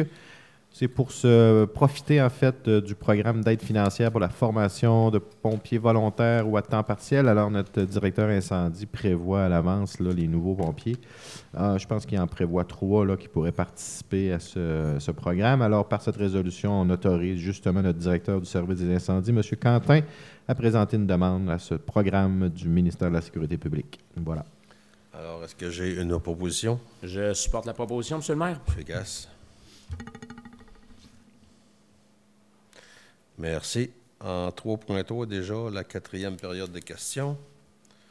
Il n'y a pas dû rien avoir d'ici dans les 2 dernières minutes. Non, toujours rien. Donc, nous sommes en 4 au transport routier et hygiène du milieu. Monsieur Fernand Lérette, futur maire suppléant, vous avez une intervention? Je vais commencer mon rôle de maire à soir, non? Disons que présentement, pour ce qui est des travaux qui ont été effectués par les travaux publics, finalement, la voirie et autre chose, disons que les travaux publics, présentement, ont travaillé depuis un mois à la réfection, vous avez vu, du rapiessage de routes, présentement, qu'on voit un peu partout dans les rangs de Saint-Raymond. Du rapiessage, puis on dit du rapiessage, puis à un moment donné, il y a des nids de poules aussi, même si on est en été, il y a des nids de poules, il faut les remplir. Avec de l'asphalte chaude, parce qu'on a un équipement, on s'est pourvu d'un équipement, justement, pour avoir de l'asphalte chaude aujourd'hui. L'autre chose, c'est que notre niveleuse, avec pas la température, mais avec le trafic qu'on a présentement, depuis tout le mois de septembre et puis le mois d'octobre, la niveleuse est occupée quasiment, en tout cas, je ne vous dirai pas 24 heures par jour, mais pratiquement 12-14 heures par jour pour gratter les rangs pour que ce soit passable, pas trop de planches à laver dans les différentes routes. Mais ça, il faut s'entendre aussi. Il y a une chose, c'est qu'on a beaucoup de chemins gravelés, de gravel dans la paroisse de Saint-Raymond. Puis à un moment donné, bien, on ne peut pas être dans le même rang à tous les jours. À un moment donné, on s'en va dans le rang Saguenay, on s'en va dans une autre journée, on s'en va dans le rang Gosford, on s'en va dans un autre rang, puis il faut s'attendre à un moment donné qu'il y a peut-être un espace de temps, peut-être une journée ou 2, avant que la niveleuse revienne dans un rang spécifique. Pour ce qui est des travaux de cet été, on avait 5 travaux majeurs de réfection d'asphalte dans les rangs de Saint-Raymond. Il restait 3 travaux majeurs qui étaient le rang Saguenay, le rang de la Montagne et le rang des Cèdres. Le rang des Cèdres et le rang de la Montagne ont été asphaltés la semaine dernière. C'est deux sections d'1 km, 1 km, quelque chose de même. Puis les travaux d'asphaltage durant Saguenay, le dernier qui va rester, 1,6 km, vont être effectués probablement cette semaine, jeudi ou vendredi de cette semaine. La niveleuse, bien, de toute façon, comme je vous ai dit, elle passe un peu partout. On a commencé à passer le balai dans le centre-ville aujourd'hui. Disons que ce n'est pas notre balai présentement parce que là, on a acheté un nouveau balai pour nettoyer les rues le printemps passé, mais disons que le balai n'est pas prêt présentement. Puis la compagnie avec qui on fait affaire nous ont prêté un balai en attendant parce qu'ils ont des problèmes de pièces. Puis il y a beaucoup d'entreprises qui ont des problèmes de pièces quand ça vient de l'Europe, ces choses-là. Il y a des délais présentement que c'était, en tout cas, mais on a été chanceux. La compagnie nous offre justement gracieusement un balai en attendant d'avoir notre vrai balai pour l'année prochaine. L'autre chose, il y a des fuites d'eau un peu dans le réseau d'aqueduc, ces patentes-là. Disons que ça se règle. Il y a eu aussi des travaux majeurs qui ont été effectués à la station SR3 sur la rue Saint-Hubert. On a été obligé de changer le système de contrôle électronique, ces choses-là. Puis, c'est pas une cachotterie. On a été obligé d'envoyer en tout cas, je dirais pas le mot que j'ai envie de dire. On a passé proche d'envoyer... on a envoyé les résidus d'égout dans la rivière pendant 3 jours de temps. Mais ça, c'était approuvé par le ministère de l'Environnement. Disons que ça termine, grosso modo, les travaux qui ont été effectués par les travaux publics. Même si Geneviève trouve ça drôle, de d'autres bouts, nous, ça va bien pareil. Nous passons en 4.2, l'octroi d'un contrat en vue de l'acquisition d'un GPS et d'un carnet. Monsieur le DG, vous pouvez expliquer, travaux publics, ça? Tout à fait, Monsieur le maire. En fait, nous sommes en période budgétaire. C'est la saison pour adopter le budget en décembre et dans nos analyses de budget, justement, avec les travaux publics, là, il y avait un besoin de remplacer le GPS actuel par un GPS plus récent ainsi que le carnet qui l'accompagne. Nous avons eu une opportunité du fournisseur de reprendre les vieux équipements en échange d'un crédit de 11 000 $. Après l'analyse, la Ville a décidé de profiter de cette offre. Alors, par cette résolution, nous approuvons l'acquisition d'un GPS et d'un carnet qui va être acquis auprès de l'entreprise Cancel. Et ce, suivant la soumission, bien sûr, au montant de 25 666,38 $. Comprendre qu'on a un crédit de 11 000 $ qui va s'appliquer là-dessus. Voilà pour la résolution. Je le propose, Monsieur le maire. Mais juste pour compléter, le GPS ainsi que le carnet, ça fait plus que 4 ans qu'on l'avait. Puis avec le développement qui se passe présentement à Saint-Raymond, ces choses-là, là, on avait besoin d'une mise à jour. On n'a pas le choix. Outil de travail essentiel, en effet. C'est ça. Tout à fait. Merci. Dans 4.3, Monsieur le DG, l'octroi d'un contrat pour la réalisation des plans et devis, surveillance dans le cadre du projet de mise à niveau du système de télémétrie. Tout à fait, Monsieur le maire, prévu au budget 2022. Donc, depuis l'an passé, là, on a prévu cet achat et cette modernisation. C'est vraiment une modernisation. Là, notre système de télémétrie date de plusieurs années, produit beaucoup de fausses alarmes. Alors, nous sommes dus pour le changer, le renouveler, puis en même temps, là, en lien avec la sécurité, on va aussi s'assurer là, que la sécurité des données soit au rendez-vous. Alors, par cette résolution, on a 2 résolutions en fait. Là, une première résolution pour un mandat visant à la réalisation des plans et devis, la surveillance justement dans le cadre de ce projet-là de mise à niveau du système de télémétrie. Alors, c'est une résolution pour mandater Tetra Tech pour un budget n'excédant pas 75 000 $. Et la deuxième résolution à 4.4, c'est au niveau de l'achat d'équipements, la réalisation de l'ingénierie détaillée, la migration et l'intégration de la mise à niveau du système de contrôle central. C'est un mandat pour un budget, en fait, de 57 500. On autorise un budget de 57 500. Puis dans la deuxième résolution, là, ça implique également l'achat de matériel informatique, de logiciels et la migration là, vers le système parallèlement au système actuel. Voilà 2 résolutions en lien avec notre système de télémétrie. Qu'est-ce que notre système de télémétrie? Hein? Peut-être que pour nous, on est habitué de travailler avec ces termes-là, mais c'est un système qui vérifie le fonctionnement de nos puits d'eau potable, de nos stations d'égout. Alors, aussitôt qu'il y a une défectuosité autant au niveau de l'eau potable et que la station d'égout, on comprend que c'est des services essentiels. Alors, il y a une alarme, c'est un peu géré par télémétrie, donc à distance. Il y a des différentes alarmes. S'il y a une pompe qui arrête, si la porte ouvre, qu'il y aurait une intrusion. Alors, nos gens sont automatiquement avisés par télémétrie, donc sur leur cellulaire, en tout temps, 24 heures sur 24 et 7 sur 7. Alors, c'est une télémétrie qui nous permet de faire fonctionner là, notre système municipal, réseau municipal d'aqueduc et d'égouts. En fait, comme vous le savez, la technologie aujourd'hui change beaucoup. Vous achetez un ordinateur aujourd'hui et dans 4 ans, votre ordinateur est pratiquement changé. Ce qui arrive un petit peu avec nos systèmes pour les rendre à jour. Et dans les dernières semaines, nous avons justement, puis ça, les gens ne s'en rendent pas compte, mais une pompe arrête de fonctionner pendant la nuit. Bien, nous avons quelqu'un de la ville qui reçoit une alarme et doit aller sur place pour voir ce qui se passe. Quand vous avez ce qui est arrivé dernièrement, 4 alarmes en une nuit et qu'il n'y a rien de spécifique, c'est seulement que de fausses alarmes, bien, ça devient là, difficile aussi pour nos travailleurs. Ça fait plusieurs années qu'on étire ce système-là pour attendre finalement là, en 2023. Ça fait longtemps qu'on en parle. Ouais, on a essayé d'étirer notre système le plus possible. Là, on est rendu au bout. Là.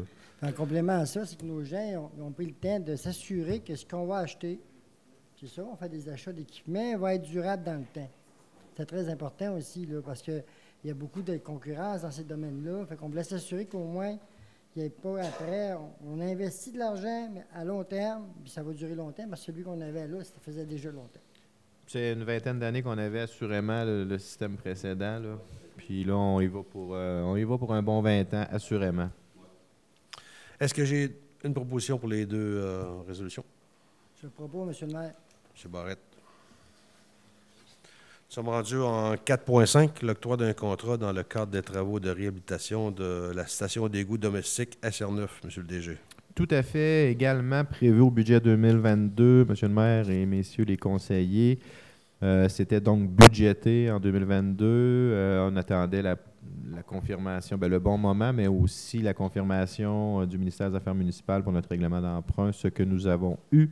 Alors, par cette résolution, nous allons mandater l'entreprise Soleno Services pour justement les travaux de mise à niveau de la station d'égout SR9. Donc, c'est un mandat de 49 340 plus les taxes applicables. Et comme mentionné, là, c'est prévu au règlement d'emprunt 782-22. Est-ce que j'ai une proposition? Je vais le proposer. Je le propose. Fatigué. Grâce à être fatigué. Pour vous donner une idée, la station SR9, c'est elle qui pousse tout le système d'égout de la ville dans les étangs. C'est la dernière station la sur rue Saint-Hubert. C'est une bonne précision, M. Lirette. C'est par là que passe tout le système d'égout de la ville qui s'en va dans les étangs. Exact. C'est le point de jonction pour se diriger ensuite vers les étangs. Merci pour la précision. Donc, c'est important de la remettre en forme. Je comprends pas que vous soyez fatigué, M. Fernès. C'est seulement que depuis 8 heures ce matin qu'on est en réunion. Ça fait seulement que 12 heures de rien. Pour dire aux gens que des fois, le lundi des séances, ce sont de grosses journées. Nous avons commencé il y a 8h30 ce matin et ça fait pratiquement 12 heures que nous sommes en réunion. En 4.6, modification du contrat octroyé à Pax Excavation dans le cadre des travaux de prolongement de la rue de la Défense nationale, M. le DG. Tout à fait. En fait, par cette résolution-là, nous modifions le contrat. Là. En fait, on va retirer la dernière couche, puis là, je vais demander à M. Lirette là, un peu de complément, mais on retire la dernière couche de pavage sur Défense nationale. On veut éventuellement la faire en 2023 pour des raisons de compaction de sol. Non. Non, je vais vous expliquer exactement ce qui s'est passé. Allez-y, M. Lirette. Pax fait que moi. Pax Construction Excavation a fait les travaux de la route de la Défense nationale l'an passé avec les travaux d'aqueduc et d'égout. ces choses-là. Dans son contrat est inclus l'asphaltage de la route. Mais là, ce qu'on a décidé, à un moment donné, le comité industriel et la ville de Saint-Raymond, ce qu'on a décidé, étant donné parce que là, on a donné l'accès à 16 nouveaux terrains avec l'aqueduc et l'égout, on s'est rendu compte qu'il y a des entreprises, là, présentement, qui vont s'implanter puis qui demandent des gicleurs parce que la loi a changé. Lorsque tu arrives avec une entreprise industrielle, ces choses-là, la plupart du temps, présentement, les entreprises, il y a beaucoup d'entreprises qui demandent des gicleurs. Pour avoir des gicleurs, ça prend un tuyau de 6 pouces qui part du réseau d'aqueduc. Puis là, présentement, toutes nos entrées sont faites avec du 2 pouces. Donc, pour éviter de faire ça veut dire pour éviter briser. de tout couper notre asphalte, de défaire la route pour venir se collecter, on a dit on va attendre que des entreprises s'implantent. Et qu'on sache. Puis là, à ce moment-là, on n'aura pas d'affaire à défaire l'asphalte puis l'accotement, ces choses-là. Très bonne idée, M. Fernand. Tout à fait. Donc, j'imagine que vous proposez. Bien, oui. Merci, M. Lirette. En 4. Ça, c'est dans 4.7. Non. Tout à fait. Oui, 4.7. Oui. Approbation de facture pour les travaux d'asphaltage réalisés dans le secteur de Beaulouis et du Rang-du-Nord. Oui. Monsieur le maire, en fait, on a fait, comme vous le savez, là, ces secteurs-là ont été pavés des certaines sections. Je pense que c'est bien apprécié autant du secteur de Beaulouis que du secteur Rang-du-Nord. Rang-du-Nord avait besoin d'amour également. On en a donné un petit peu. Mais on doit aussi compléter ces pavages-là par la jonction des entrées privées qu'on est venu abîmer avec notre pavage de route principale. Donc, c'est des mandats à part qui sont donnés là, au montant de 27 826 auprès de l'entreprise Pont-Rouge Asphalte. C'est l'objet de notre résolution. Là. On va mandater justement Pont-Rouge Asphalte à ce montant-là pour la réalisation de toutes les jointures, si vous me permettez l'expression, là, pour la route versus l'entrée du citoyen qu'on a abîmé. Bien, là, on vient faire comme le joint correctement là, entre la sortie de la privée et notre rue publique. Voilà. Proposition? Propose, M. le maire. M. Cloutier. Merci. En 4.8, une nouvelle résolution ajoutée aujourd'hui. L'octroi de mandat professionnel en vue de la réalisation de travaux prévus au plan d'intervention pour le renouvellement des conduites d'eau potable et d'égouts et des chaussées.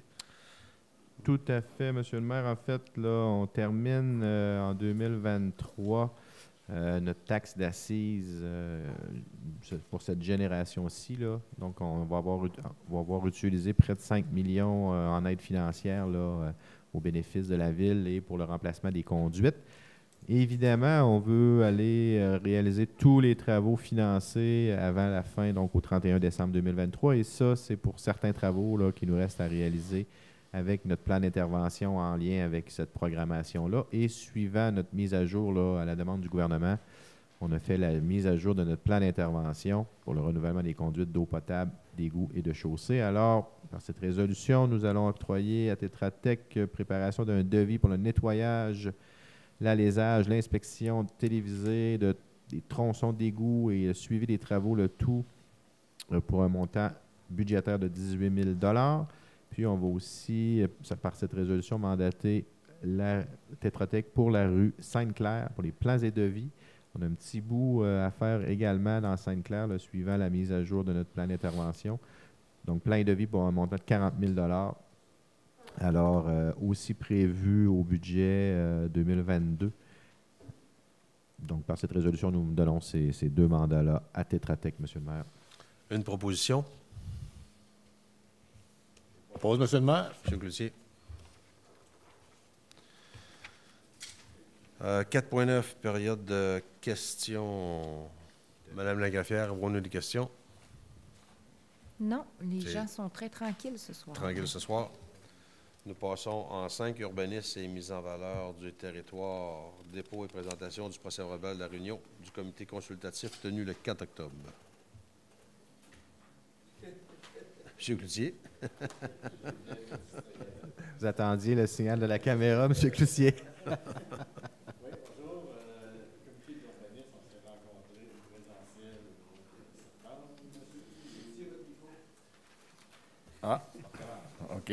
Le comité d'urbanisme, on s'est rencontré en présentiel au mois de septembre.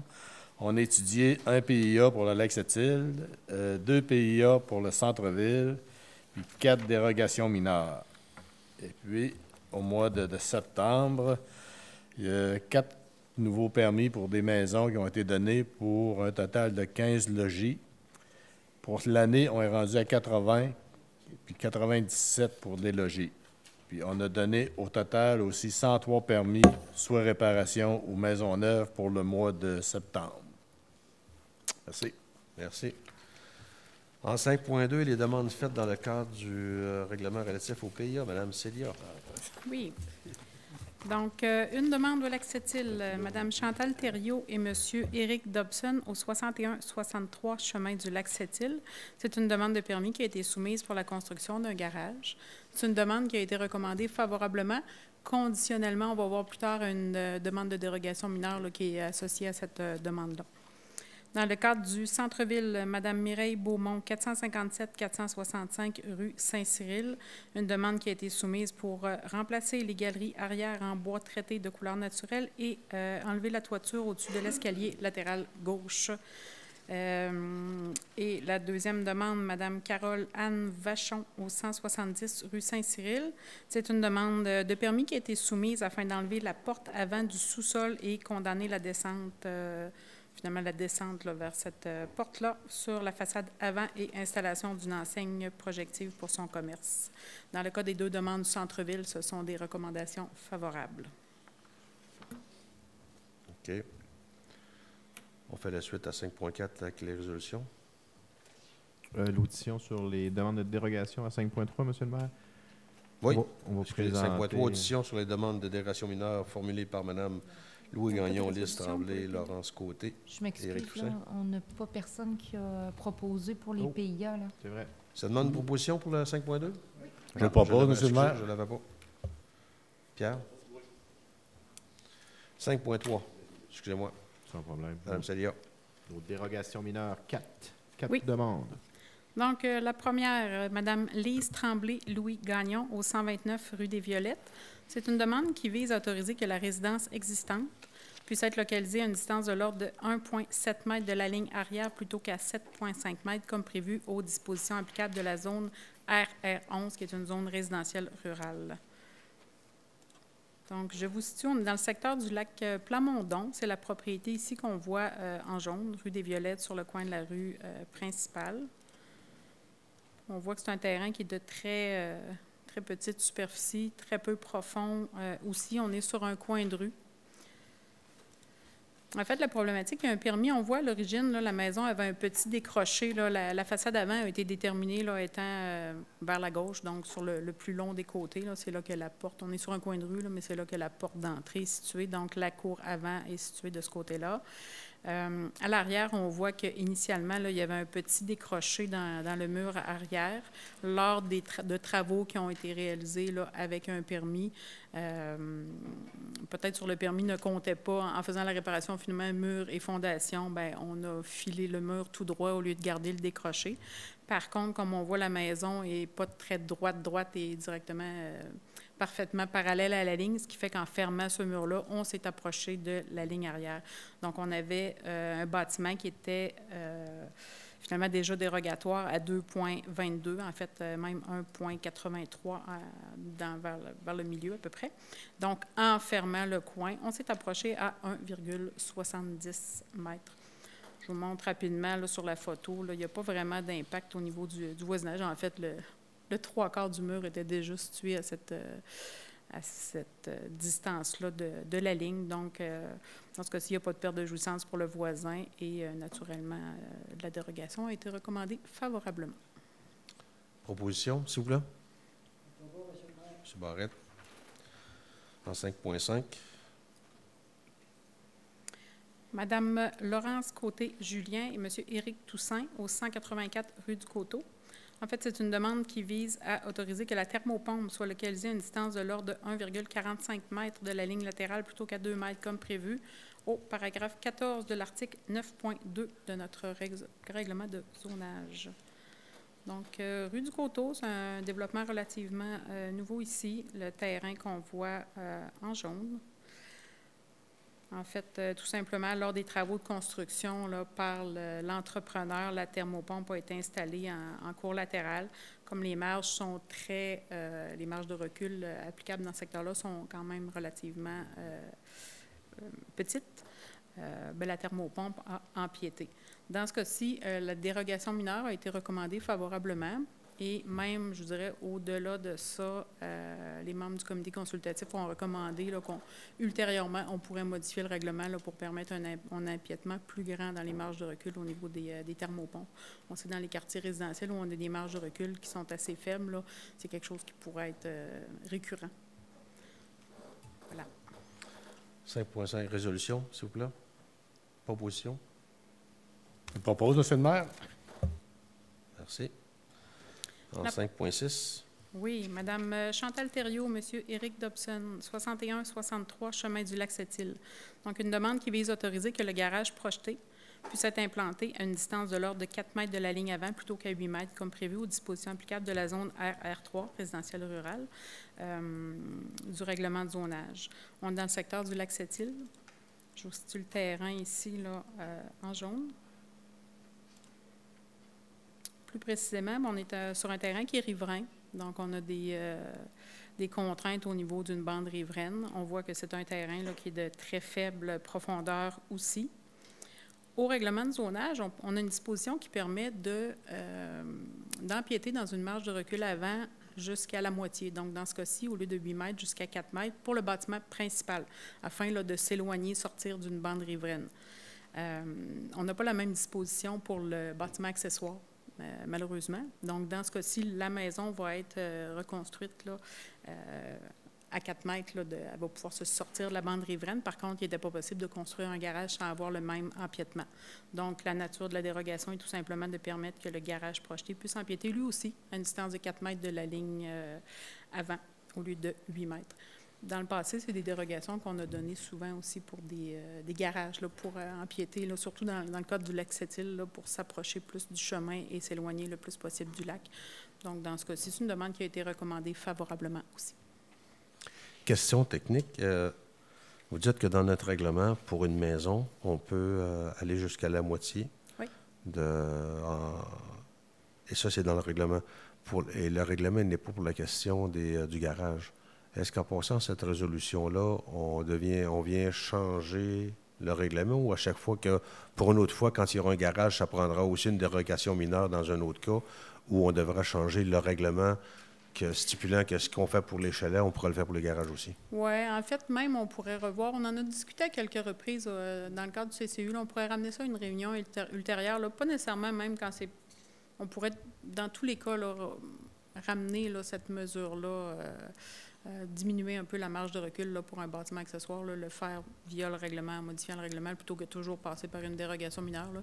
Effectivement, ce qu'on en a donné, je dirais, peut-être pas une dizaine au Lac-Sept-Îles, mais pas loin là, pour des cas similaires, là, soit pour s'éloigner vraiment du lac ou dans des situations où on est un peu en pente puis on veut vraiment laisser la voiture le plus près possible de la rue. Là, ce qui éviterait de faire une dérogation mineure à chaque fois? Qui éviterait de faire une dérogation mineure, puis qui éviterait aussi au niveau, plus niveau urbanisme, là, des fois dans ayant le garage plus près de la rue, là, ça fait moins de coupe d'arbres, moins de longueur de chemin aussi là, pour accéder. Puis les gens aiment bien garder la voiture plus près du chemin. Là, souvent, c'est des terrains en pente. Là. De quelle façon on applique ce règlement? On va dire si on peut couper de la moitié la longueur minimum, est-ce que ça doit passer? C'est automatique ou si ça passe dans le comité consultatif pour demander la permission que la marge soit de 4 mètres au lieu de 8 mètres, comme vous dites?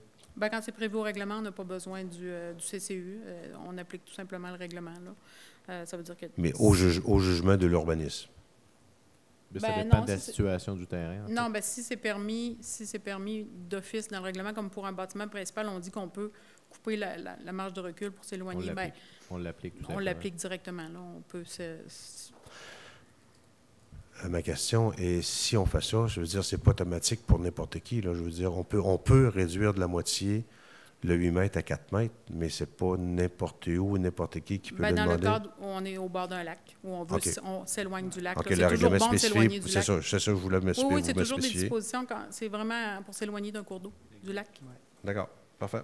Proposition, s'il vous plaît. Je propose, M. le maire, en même temps, on pourrait, le comité consultatif d'urbanisme était ouvert à ce qu'elle propose Mme Célia, puis même, pas en faire un bill omnibus, là, mais faire en sorte de modifier les affaires, parce qu'on sait que pour les piscines, là, c'est pareil, les piscines, là, il y a des chauffe-eau, mais là, la loi, le règlement permet d'être plus proche de la ligne, tandis que là, ben, on a une thermopompe, mais là, elle doit avoir. Fait que là, c'est pour ça qu'on se dit qu'il faut avoir une cohérence aussi avec ce qu'on veut faire. Moderniser un peu. Moderniser nos patentes. Ouais. D'accord. Merci. Nous en reste une. 5.7, Madame. 5.7, 5.6, 5.7. 5.7. Donc, compagnie à numéro qui est le 92 90 34 91 Québec Inc. et construction GLV. Rue des Vétérans, dans le parc industriel numéro 2, le lot 6 426 678. C'est une demande qui a été soumise afin que le bâtiment principal projeté puisse être implanté à une distance de l'ordre de 4 mètres de la ligne latérale plutôt qu'à 8 mètres, comme prévu aux dispositions applicables de la zone I-10, donc industrielle-10 du règlement de zonage. Donc, le terrain en question est ici, rue des Vétérans. Plus particulièrement, en fait, je vous mets en contexte. À l'origine, là, ces 3 terrains-là étaient 2 terrains. Là, de mémoire, là, c'était deux plus grands terrains. Il y a une redivision qui a été faite pour créer 3 plus petits terrains. Le terrain du milieu se retrouve avec pas très chanceux, là, mais en plein milieu de son terrain, une borne fontaine et un poteau électrique. Ce qui fait que vraiment en plein milieu du terrain, on a ces 2 éléments-là. Évaluation est faite, bon, naturellement, le propriétaire de GLV qui est déjà construit là, à côté, a un deuxième projet sur ce terrain-là, se trouve à avoir son bâtiment avec en plein milieu de sa façade une borne fontaine et un poteau électrique. Les coûts pour déplacer ces 2 éléments-là sont très, très, très élevés.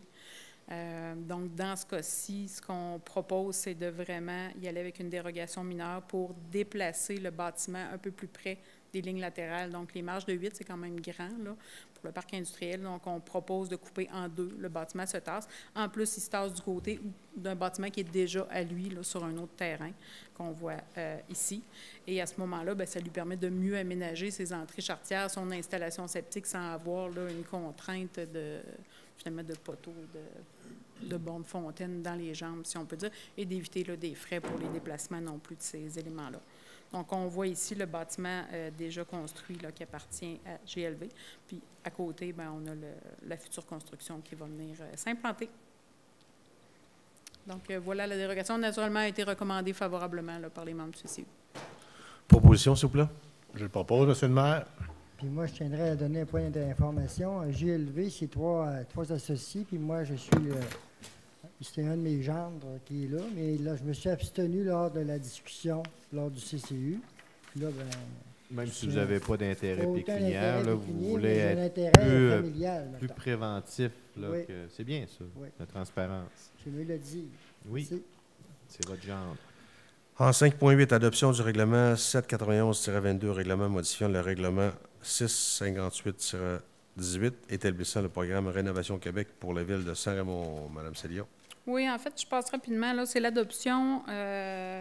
C'est vraiment une mise à jour administrative. En fait, le règlement, notre règlement 658-18 qui établit le programme de rénovation Québec pour la ville de Saint-Raymond.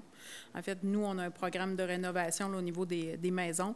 À même ce règlement-là, on a une somme là, dans le cadre de la construction du pavillon Chantejoie, là, qui est une résidence pour personnes âgées.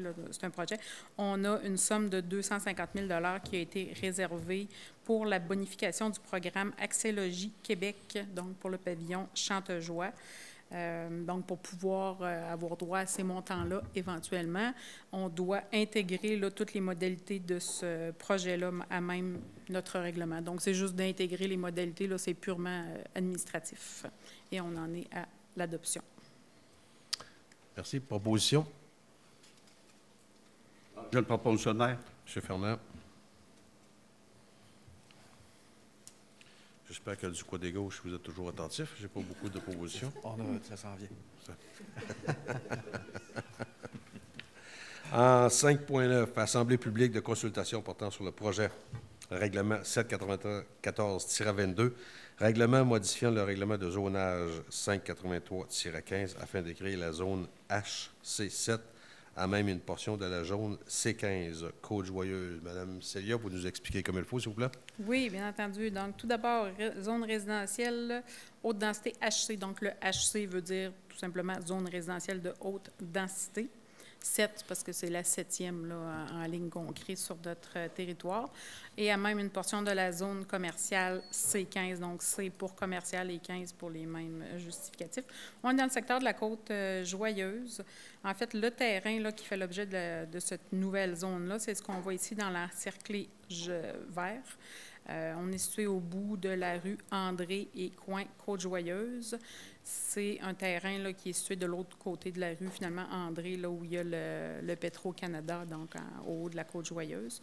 Ce terrain-là, qui était vacant depuis plusieurs années, a maintenant un projet de résidentiel haute densité, donc d'un maximum de 6 logements qui serait construit donc sur la partie assurée qu'on voit ici. Le but de ce règlement-là est donc de créer une zone où on pourra faire du résidentiel de haute densité. Dans ce cas-ci, 6 logements à même ce terrain-là. Et voilà. Donc, on a l'avis de motion, M. le maire, à 5.9, puis l'adoption à 5.10. À 5.10. Donc, proposition, s'il vous plaît, pour les deux. J'en fais la proposition, M. le maire. Ah, M. Renaud, bonjour. 5.9 et 5.10 en proposition. 5.11, nous avons encore une assemblée publique de consultation portant sur le projet de règlement 796-22, règlement modifiant le règlement de zonage 583-15 afin d'agrandir la zone RR6 en même une portion de la zone RU7. Oui, donc on est dans le secteur rue du Soleil, avenue de l'Arc-en-Ciel, secteur durant durant Notre-Dame. Donc, on agrandit une zone résidentielle rurale à même une zone rurale. Donc, on voit ici, là, dans l'encerclé vert, on vient, écoutez, c'est une très petite modification, là, avenue de l'Arc-en-Ciel, rue du Soleil. Initialement, il y avait peut-être un projet, là, on parle de quelques années avant, là, d'avoir une rue projetée là, qui continue, on continuait le développement là, vers la zone RU7. C'est un projet là, qui n'est plus à l'ordre du jour. On est dans une affectation maintenant qui est rurale où on ne pourrait plus là, faire ce genre de développement-là.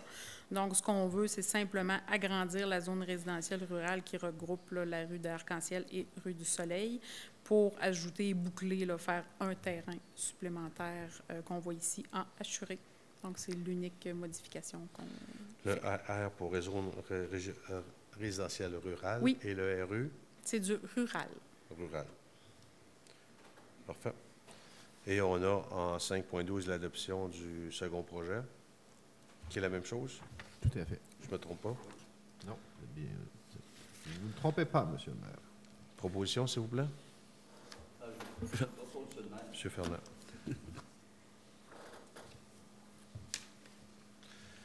Je vais être fatigant, mais Mme Ingrafière, j'aimerais revenir encore, pour ceux qui ne comprennent pas, qu'on fait une assemblée publique de consultation portant sur le projet et qu'ensuite on fait l'adoption du second projet de règlement. Oui, c'est toujours dans la procédure d'adoption des règlements d'urbanisme. Donc, au conseil précédent, on a donné un avis de motion et on a adopté un premier projet de règlement. Par la suite, il y a une assemblée publique de consultation qui se tient. Donc, c'est au cours de cette assemblée-là que les gens peuvent venir poser des questions, peuvent émettre des commentaires sur le projet de règlement. Une fois que l'assemblée publique est faite, on adopte le second projet de règlement. Donc, ce soir, on a tenu l'assemblée publique et on a adopté le second projet. Et lors d'une séance prochaine, on va adopter le règlement final.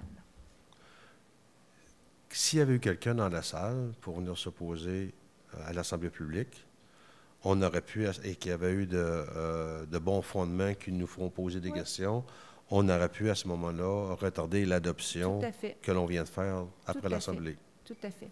En fait, de façon à optimiser le tout, on a toujours tenu nos assemblées publiques en même temps que nos séances du Conseil. Mais le Conseil pourrait décider de tenir ses assemblées publiques complètement dans un autre temps. On pourrait les faire le jour ou le soir, ça pourrait se faire à l'hôtel de ville, mais par coutume, on a toujours fait ça le même soir que nos séances du conseil. Mais effectivement, puis on l'a déjà vu, il y a des gens qui sont déjà venus émettre des commentaires, donner leur opinion sur certains projets de règlement, puis le conseil avait décidé de retarder l'adoption du second projet. Merci. C'est pour éclaircir vis-à-vis de la population. Mais, Monsieur le maire, en complément, c'est que tout ça a été vu aussi au comité consultatif d'urbanisme. Lorsqu'on a présenté des terrains, comme le fameux terrain qu'on va changer pour haute densité au coin de Tim Hortons, bien là, le comité consultatif d'urbanisme, au départ, c'était un 8. Puis après, on a dit non, pas un 8, un 6, ça va être acceptable. Fait que là, déjà, il y a des gens, un groupe de citoyens qui se sont rencontrés, qui ont dit, ça a de l'allure. S'il y aurait eu un enjeu, je vous en aurais fait part, mettons. S'il y aurait un enjeu principal, parce que vous avez raison, l'Assemblée publique, elle se tient, ça dit aux gens, bien, prenez donc le temps d'écouter votre conseil municipal ou de lire ce qu'il y en est, lorsque ça peut vous concerner. Mais il y a un bout qui appartient aux citoyens. Mais par contre, le CCU est présent, puis le CCU, bien, les gens, c'est des citoyens qui font le travail correctement aussi. Il y a un filtre là, il y a un filtre en présentant, en expliquant aux gens, puis ça, c'est accessible facilement. Puis il y a de l'ouverture au fait, comme vous avez dit, M. le maire, c'est que vous pourriez dire, bien là, on va retarder l'adoption parce que là, j'ai un enjeu que je viens de comprendre, puis tout ça. Bien, c'est pour ça que c'est un enjeu qui est important que la population comprenne parce que parfois, ça se passe vite, tout ça. Mais tu sais, le minimum, c'est que les gens peuvent avoir accès au compte-rendu des conseils de ville. Donc, juste prendre la peine de lire, ne serait-ce qu'en diagonale, par rapport à certaines choses en urbanisme, si c'est l'urbanisme qui les intéresse, de pouvoir lire. Et ils auraient vu qu'aujourd'hui, ce qu'on a adopté, la résolution qu'on a passée le mois passé, il y a une assemblée publique ce mois-ci et une autre résolution. Oui. Et comme là, ils vont savoir que la résolution finale sera passée le mois prochain. Oui, puis peut-être en complément, il y a des avis qui sont publiés sur le site Internet également pour informer les citoyens là, de la tenue des assemblées. Puis, le projet de règlement est toujours joint à l'avis d'assemblée. Donc, les gens peuvent prendre connaissance du règlement. Puis là, ce soir, on a adopté le second projet de règlement. Dès demain ou cette semaine, il va y avoir un avis d'approbation référendaire. Parce que dans la procédure d'adoption d'un règlement d'urbanisme, il y a toujours une période pendant laquelle les gens peuvent demander que le règlement fasse l'objet d'un référendum. Donc ça, c'est suite à l'adoption du second projet de règlement. Donc, dès cette semaine, sur le site Internet, dans nos avis publics, il va y avoir un avis à cet effet-là. Et si on reçoit suffisamment de demandes, à ce moment-là, le Conseil pourrait décider là, d'aller en référendum là, sur l'adoption du règlement. Ce que je cherche dans tout ça, c'est de faciliter à la population la manière, parce que c'est toujours difficile de, si vous ne savez pas, des fois on se dit, bon, on n'est pas là à chaque semaine pour suivre, mais par contre, si vous suivez une fois par mois, si vous allez voir les avis publics, ça vous donne déjà, parce que les avis publics vont être publiés, quoi, 2-3 jours après la séance? Oui, normalement, je vous dirais même, c'est souvent le jour suivant la séance du conseil. Donc, 2-3 jours suivant la séance, si vous allez voir les avis publics sur notre site web, ça vous donne déjà une idée. Vous pouvez aller chercher l'ordre, pas l'ordre du jour, mais le compte-rendu, qui lui doit être... Est-ce que le compte-rendu des résolutions est là 2-3 jours après aussi? Le procès verbal, je vous dirais peut-être d'ici le rendu au jeudi ou vendredi, normalement, c'est publié. OK, donc au début de la semaine suivante, ils peuvent avoir toute l'information qu'ils veulent. Donc, c'est plus facile, quand on le sait, de pouvoir suivre là, sur des choses qui peuvent là, impacter certains citoyens à ce moment-là. Merci. On est rendu à 6.1, M. le maire. Non, excusez. Non. Période de questions. Oui, période de questions en 5.13. Oui. J'ai une question par vous avez une question? De M. Guillaume Genois. Probablement trop gêné de prendre le micro. M. Genois demande, il y a plusieurs années de cela, il y a déjà eu le projet de repeindre le tablier de chemin de fer qui passe au-dessus de la Côte-Joyeuse. Celui-ci est couvert de rouille et n'est pas très esthétique. Est-ce que la Ville a comme projet de remettre sur pied ce projet et ainsi avoir une belle porte d'entrée pour les visiteurs? Bonne question. Est-ce que ça semble avoir été déjà discuté dans un conseil antérieur, là, avant l'élection? Ah, ça a été discuté, ça fait une dizaine d'années, ça. Puis, le problème, c'est que le peinturer, ça ne changera absolument rien parce que c'est fait avec une espèce de métal que ça rouille pas. Il change de couleur tout simplement, puis essayer de le peinturer, là, ça coûterait les yeux de la tête. Il faudrait tout sandblacer, qu'on peut dire, là, à grandeur. Mais ça avait été recommandé de le laisser comme ça. On voulait, à un moment donné, de mettre Bienvenue Saint-Raymond dedans, puis tout le kit, puis ça avait été abandonné. Puis c'était pas recommandé non plus par les chemins de fer là, dans le temps du Canadien national, puis le ministère des Transports ne recommandait pas de faire ça. Sinon, on rencontre quand même le ministère des Transports bientôt. Oui, on pourrait lui demander. Avec eux aussi, là, voir peut-être qu'il y a des peintures technologiques qui sont apparues avec le temps. Oui, ça appartient toujours. En complément d'information, j'étais à l'époque à Cap-Santé, M. Fermand. Vous parlez en même temps. Là. Juste un point avant pour mettre au clair. Là. La piste cyclable, c'est au ministère des Transports qui donne à la MRC le soin de... Mais donc, ce tracé-là appartient au ministère des Transports aussi. Il n'appartient pas à la ville de Saint-Raymond. Oui. C'est ça? Oui. Puis, vous avez raison, c'est l'acier auto-patinable. En tout cas, c'est une acier qui est particulière, qui fait que la rouille qui est présente la préserve. C'est fait comme ça. Puis, il y a eu à l'époque même des demandes de mettre un signe, mettons, une note d'école, une note à un sol ou un...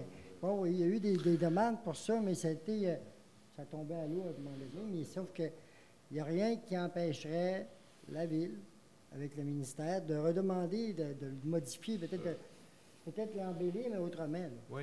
Vous dites que la rouille préserve le métal. Oui, oui. Ils auraient dû faire le pont de Québec avec cet acier-là? Peut-être, à l'époque. Mais ça n'existait pas probablement à l'époque. Non, mais je connais le procédé parce que vous avez sur le stationnement, quand on monte la côte à Québec, là, pour s'en aller au Carré Diouville, en partant en bas, la côte d'Abraham, il y a des panneaux de métal décoratifs qui ont voulu être décoratifs sur un stationnement à étager. Puis ce sont des panneaux comme ça en acier qui ont bruni, qui restent comme ça. Ouais. Mais il y a moyen pour... Ça pourrait être abordé avec le ministère des Transports, là, effectivement. Question très pertinente dans les circonstances. Il avait été question de mettre des panneaux, justement, de suspendre des panneaux parce que ça fait comme un H. Il y a un espace à un moment donné. Il y avait des questions à un moment donné de mettre des panneaux, attacher des panneaux après ça, puis plutôt que de le peinturer, de les attacher là. Okay. Mais ça a été... La problématique qu'on a, c'est qu'on a un hiver. Puis en ayant un hiver, bien, ça fait que le moissonnement de neige qui peut... dépendamment de la façon que tu fais tes panneaux, puis l'espace que tu as, c'est tout ça. Puis il y a des gens qui passent en dessous. Ça serait une structure que c'est de l'eau, c'est peut-être moins pire, mais là, il y a des gens qui circulent. Fait que c'est différent. Là. Fait que les gens l'ingénieur qui va vouloir inventer une nouvelle patente, là, puis qui va vouloir mettre son saut, va dire que la sécurité des gens n'est pas compromise. Et à partir du moment où vous le peinturez, bien là, vous commencez à avoir l'entretien aussi. C'est ça. C'est à y penser. C'est ça. Merci beaucoup. En 6, nous tombons à loisirs et culture. Tout à fait, M. le maire. Il y a un point à 6.1 qu'on a rajouté qui est l'autorisation du projet de la route bleue. Oui, une grande résolution, mais qui est intéressante quand même. On a le temps là, de l'expliquer.